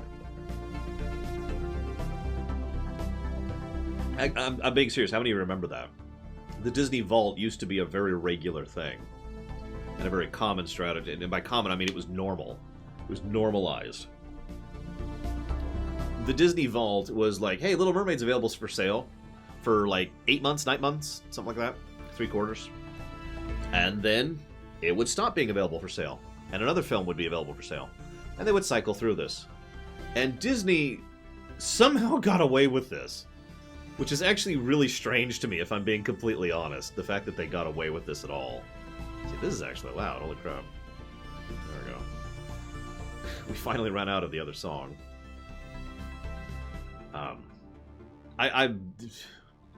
Somehow they got away with it. I guess just life was different. I don't know. But either way, that's option number 1. They're trying to Disney Vault. Okay, so option 1.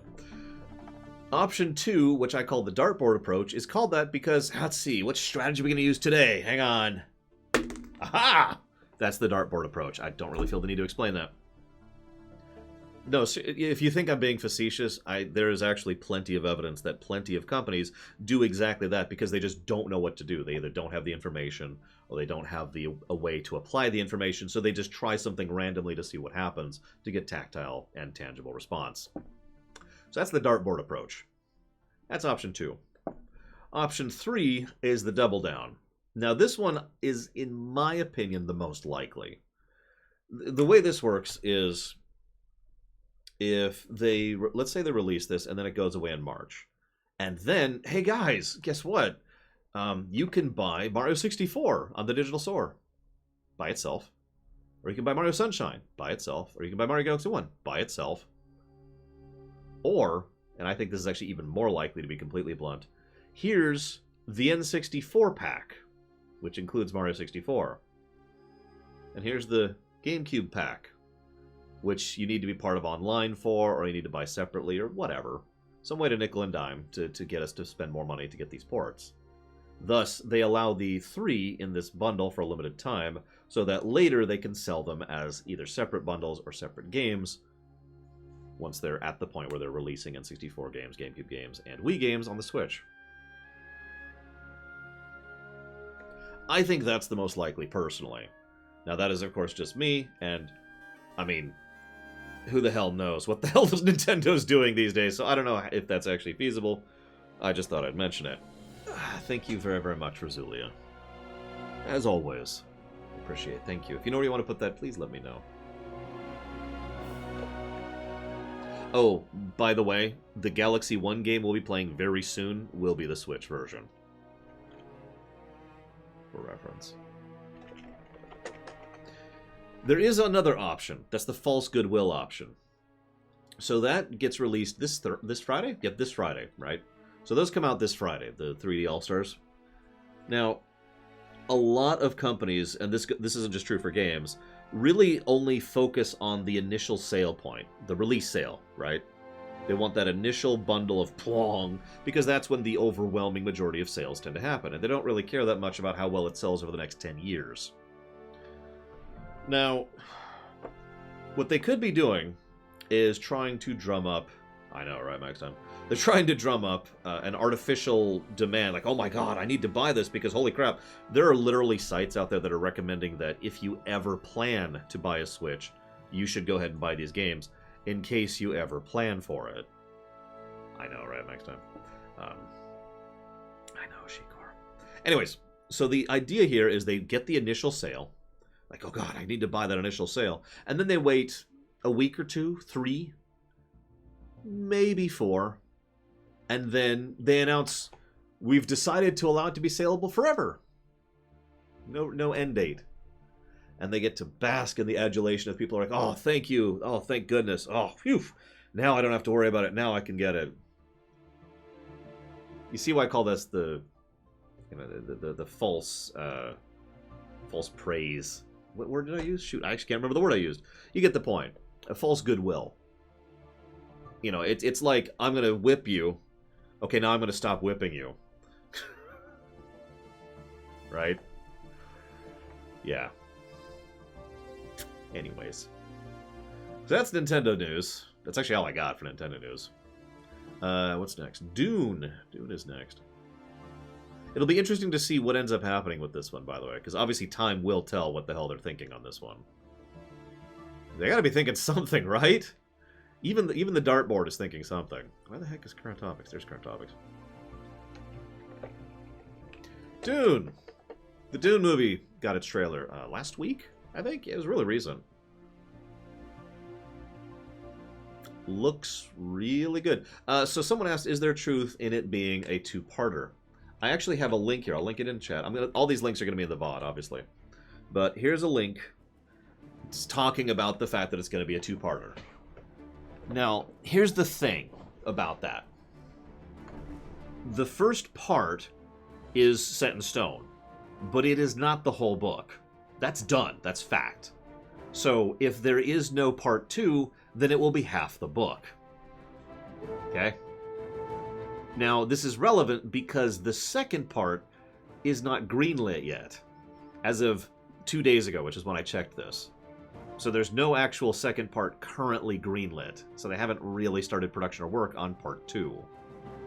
So it's possible we'll get half the book in the first film. That's where we're at with that. Either way, it does look really good.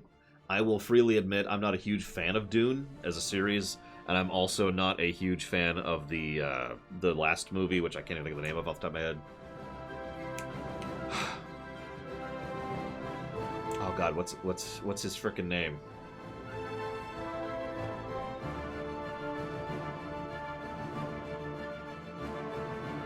I can't think of his name. Oh my god. Hang on. Dune movie. Lynch! David Lynch. Okay. I didn't like the Lynch film. There we go. God, just sitting there like, what the heck is his name? But I don't like David Lynch's style in general, so that's just kind of a thing there. It wasn't as bad as I thought. It's just kind of there. I mean, you saw my rumination on it, right? You did see my rumination on it, right? Yeah, Lynch didn't like it either. The books are okay. I mean, I think you should read them to see if you like them. They are classic literature for a good reason, but not my thing, you know? I've only read through the Dune series as a whole, like, once, I think. Anyways, this does look legit. Oscar Isaac playing Leto, you know, Atreides. That's awesome. Jason Momoa is going to be Duncan Idaho. I'm actually looking forward to that. But check this out. Stellan Skarsgård is going to be Harkonnen. That, no, I am not Paul Walker. That is probably the perfect choice for that. He's playing the Baron. Now, for those of you who don't know Skarsgård, So you might know him most from the MCU, where he played the professor guy in the Thor series. I don't even remember his character name. But Skarsgård, if you look at his filmography, he usually plays really evil, really creepy people. He's really good at it. I shouldn't say usually. Most of the things I've seen him in are where he's playing someone really evil or really... he is... That is the perfect casting for Harkonnen, for Baron Harkonnen. Yeah. If nothing else... I mean, the film looks good. And, you know, the trailer looks good. Oscar Isaac is awesome. I'm a huge fan of Oscar Isaac, by the way. He's one of my favorite modern actors. And yeah, exactly. Because Baron Harkonnen, this is really important in the books, because I've read the books. Baron Harkonnen is smart. He's really good at outmaneuvering his people. It's just, he's also just really, really disgusting, which I could see Skarsgård doing. Yes, of course I have heard, and that's horrible because my rumination on Black Panther will be going live later this year, and I didn't know, of course, because I recorded it last October. Anyways. But yeah. Oh yeah, Harkonnen's terrible in the Lynch movie. Like, there's several things I don't like about the Lynch movie. The way they portrayed Harkonnen is one of my biggest complaints about the David Lynch movie. He's just a big... Like, all of the Harkonnens in general are just big fat idiots. Hang on, Chemic. There's actually 2 Voots, so I'm going to link you both of them here really quick. There you go. So yeah, I'm looking forward to that, if nothing else. Speaking of upcoming films, let's go ahead and address this here.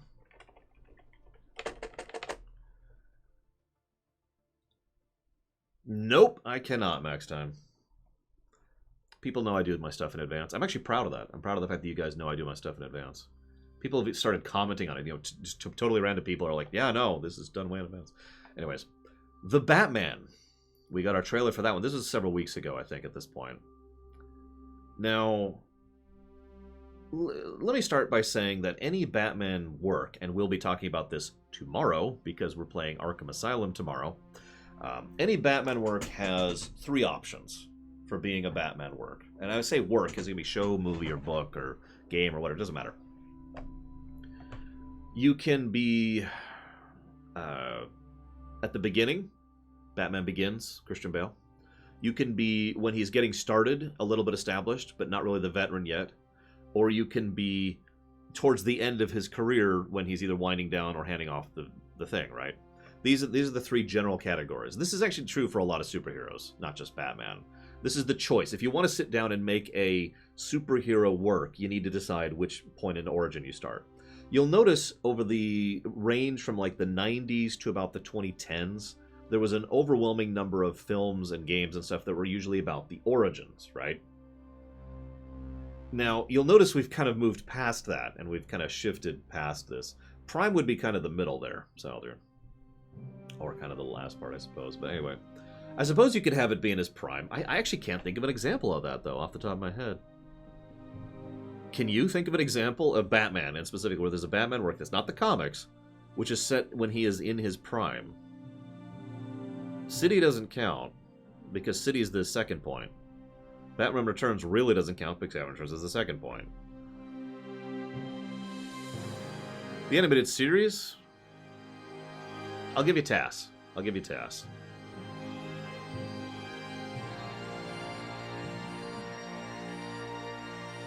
So, okay, we got 4 points then. Whatever. So you can set it in his prime, or you can set it when he's moving on. So we can think of 1 there. Anyways. God, now I've completely lost my track of thought. So there's been a shift away from origin stories in the last decade. Now, that didn't start a decade ago. It's just we've kind of been shifting more and more towards that. And you'll notice a lot of the films, especially films, but this is also true with games, have been moving away from origin stories for the superhero genre, which I am in favor of, by the way. Now, having said all that, this is obviously not an origin story film. This is him being at point 2. I've actually mentioned this before. In fact, they've actually said in interviews, this is the one who's been the Batman for a bit, but he's not yet established. So again, point 2. Not point 3 or 4. He's, I like that idea. It's probably my personal favorite spot to start when it comes to a superhero story. And I can comment on this because I've already talked about the Batman Telltale games. Remember those? Which was also point 2, if you're remembering. There's Origin, finding his place, in Prime, on the way out. There you go, there's the 4 points. So, yeah, and yeah, I really wish we could get... Like, Batman Telltale was legit. Anyways, I'm sorry. They did have potential. They did a lot of good stuff there. Homecoming, yeah, it's true. Homecoming also did that. So what I'm trying to say with all of this stupid meandering about is I'm down for the idea. I'm down just at the premise. Year 1 Batman. Cool. Next, Robert Pattinson. Now, I'm going to say something that's probably going to sound a little controversial, although I think it's getting less controversial as time goes on. I actually like Robert Pattinson as an actor. He got attached to the, well, you know, those, and kind of got ruined by those. But no, I think he's a good actor. I've seen him do some pretty damn good stuff, and I think he has some actual potential. It's just his rep took a little bit of a hit by being a diamond vampire for a while. Lighthouse is just nuts. I gotta say that. I've only seen bits of Lighthouse, but damn! Oh. And apparently he's in Tenet. I haven't seen Tenet yet. His favorite game's FF7. My point is, when they announced Robert Pattinson was going to be Batman, I was actually on board just as a concept.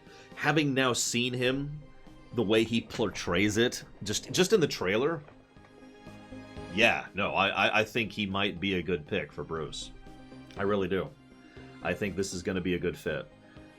Also, you'll notice that he is a lot more violent and savage than he is in several of his other things. And they go out of their way to show this in his motion. The body language of how he acts is a lot more violent than how Batman usually tends to be. Which, again, I'm actually kind of down for, especially the Finding His Wings Batman, the Year 1 Batman. Because the Batman that we'll be playing tomorrow is someone who is well-established, who is... It's contradicting what I just said earlier. That would be Prime Batman. Because the Batman we'll be playing tomorrow is someone who's very precise. Just methodical. This, and there's this flow of motion. I mean, obviously we'll talk about this tomorrow, but you get my point. This is more like... And I like that. I like the idea of him not yet having centered himself. Because that's always been Bruce, hasn't it? He's always been psychotic. He's always been, you know, borderline psychopathic. It's just over time he disciplined that and found a very precise outlet for it. So since he's not at that point yet. Sorry for gushing. I mean, part of the reason I'm leaving this for last is because, you know, we're playing Batman tomorrow. Bingo, Saddlezilla, I agree. So I think he's good. I like the take on it. I really hope they do some good stuff with the Riddler. I've felt for years the Riddler is a improperly utilized villain of the Batman, whatever, of the Batman arc, about Rogues Gallery, of the Batman Rogues Gallery. Because Riddler has always struck me as the kind of person who should be a lot more terrifying and deranged than he is. And usually when I see people try to do that, they just make him into Joker light, which doesn't... Yeah, I agree, Nerzis. Most people don't seem to know how to write for the Riddler. Now, of course, Riddler. So the way they're doing this is the Riddler he's a serial killer in this one, and he is straight up a mass murderer, and he's being modeled off of several real life serial killers and just all sorts of horrible stuff there. But I do really like the direction they're taking him. As a quick aside, Paul Dano is going to be playing the Riddler. As a quick, and while I'm on the subject, by the way, I'm just going to say Hush. That's probably, I know that's a weird thing to bring up, but that's probably one of my favorite Riddler comics is Hush. I hope so next time. We'll see. What else? Zoe Kravitz is going to be Catwoman. I've only seen her in a few things, but this is going to sound sad. I mostly recognize her from X-Men First Class. We're going to have Andy Serkis as Alfred. Andy Serkis is amazing, so I'm totally down for that. There's also going to be Jeffrey Wright as Gordon. Now, this is cool. If you've seen the recent Bond films, that's where I recognize him from. He played Felix. That's going to be awesome. But I'm saving the best for last, because there's two other characters. There's two other actors, which are actors I am a huge fan of that are going to be in this film. John Turturro, who plays Carmine Falcone, and Colin Farrell as Penguin, as Cobblepot. I really like Colin Farrell and John Turturro. And I'm really curious how they're going to be going with that. It's a great cast. We got Robert Pattinson, we got Zoe Kravitz, John Turturro, Andy Serkis, Colin Farrell, and Jeffrey Wright. Every single one of those names, which I bothered to write down, is someone that I'm like, yeah! I'd like that too, yeah. That would be awesome. I never saw the Gotham show. I've only seen bits and pieces of it. I never actually sat through all. Dude, this is going to sound stupid. I loved Serkis in the MCU, Andy Serkis. I thought he was amazing in Black Panther. He was a perfect slice of being just like this casual professional. Really, really good at what he was doing, but super casual about it. It's like Joker, and not the Joker, excuse me. Joker in Mass Effect. You know, someone who is an amazing pilot, who knows his stuff like nobody else, and is just joking and just yeah, sure, whatever the whole time. That's the kind of vibe he was going for, and he played it perfectly.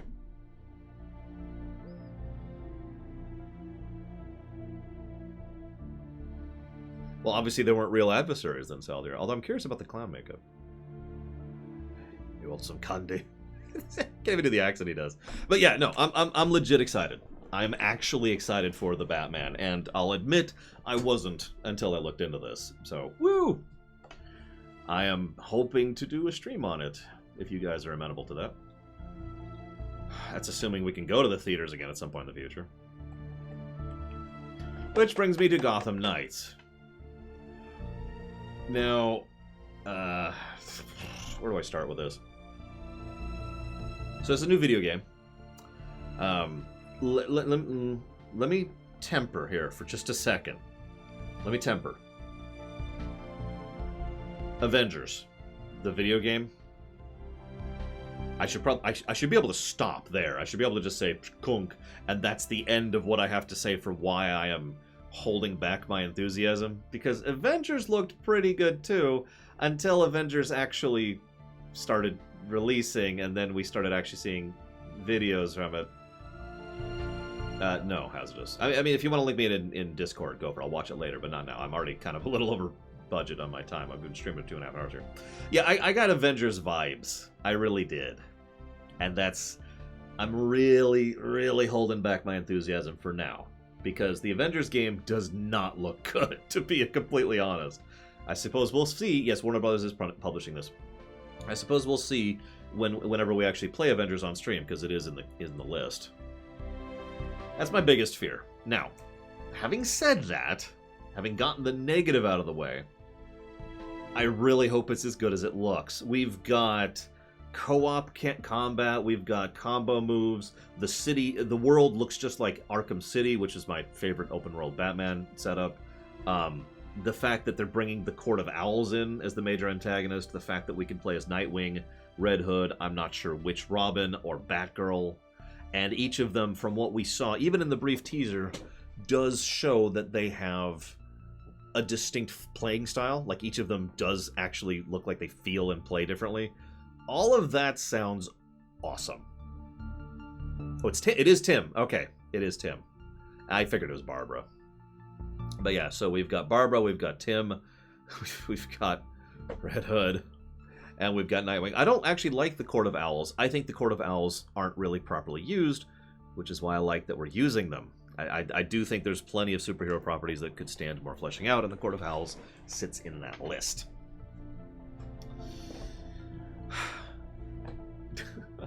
So yeah, no, it looks legit. It looks very fun. Oh, and Batman's not dead. I mean, I know that's like saying water is wet, but can I just say, of course Batman's not dead. Of course he's not dead. Yeah, Captain America's dead in the Avengers as well. Uh-huh. Wink! Wink! Give me a break. Yeah, no, of course he's not dead. I wish he was. No, really. Remember I mentioned those 4 lineups? 3, and then you added a 4th. Lineups. You're right. This would be point 4. Batman dies, passing on the mantle to those who after. That would be the 4th point, the passing on thing. Batman Beyond, by the way, is another example of this. The show, Batman Beyond. I would actually be cool with the idea that Bats is actually dead. That he is actually gone, and they're actually going to go forward with post-Bats. I think there's potential there. The only downside is, how do you kill off Bats, right?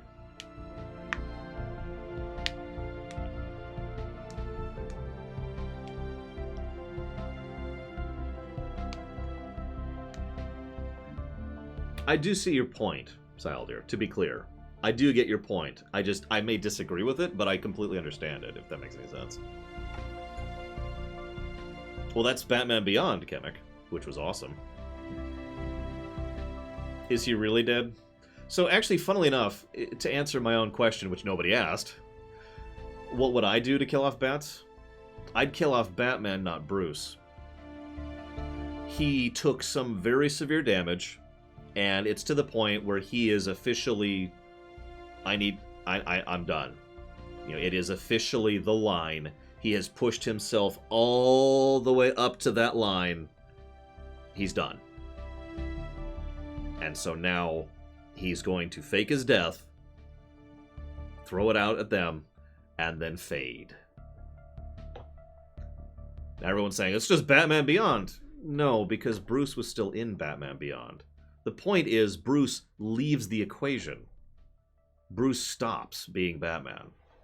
And Bruce stops being Bruce. And Bruce goes over there and doesn't come back. Actually, kind of like Arkham Knight. Yeah, that's not a bad way to put that, though.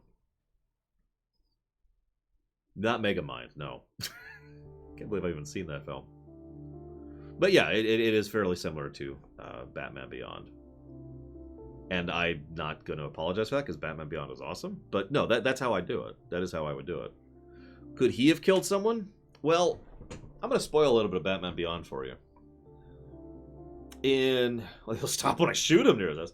In Batman Beyond, he had a heart attack. It was just, the toll of it was taking too much on him. And this was the animated series Batman, who's a much more lower tier than...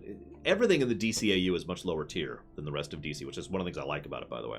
So he really is... He pushed himself beyond. And he started having a heart attack in the middle of this fight with a bunch of random goons. Just totally random criminals.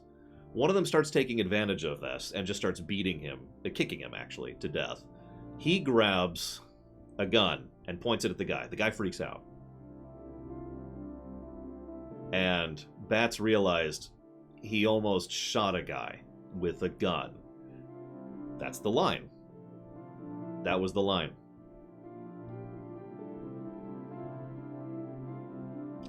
Great scene, by the way. Yes, I did. SA2K, absolutely. Oh, I'm with you on that one, Baronessa. As I talked about during the Mask of the Phantasm rumination, I think Bruce should actually get a happy ending at the end of all of it. I know some people disagree with that. In fact, some people in chat have disagreed with that just a bit ago. But no, I do think that he should be able to, as I call it, retire. To say, all right, I'm done. And just live a good life after that, you know?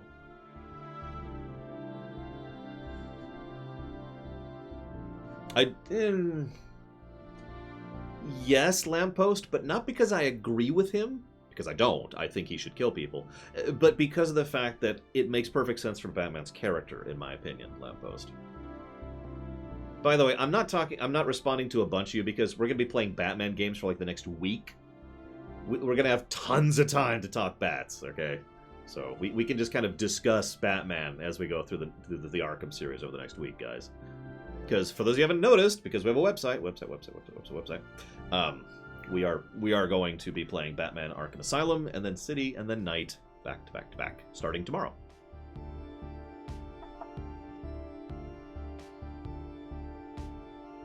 I gotta be honest, Cool Walker, I didn't even look at it, I'm sorry.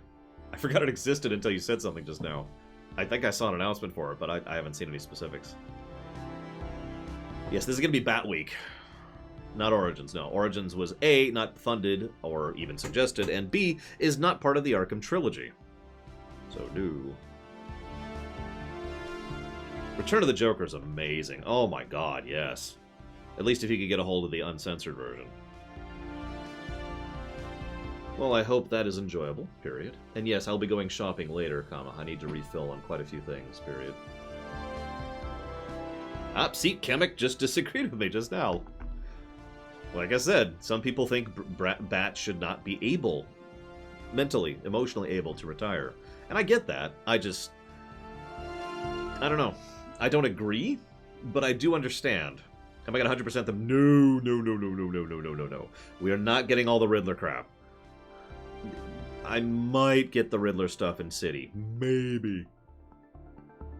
Really, Nero says. Huh. So you don't see the upcoming button.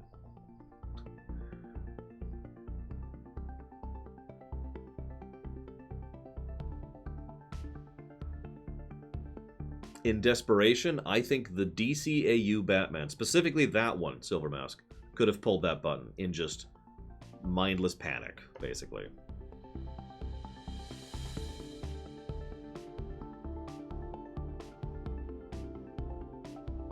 But yeah, I'm probably not getting the Riddler stuff, guys. Sorry.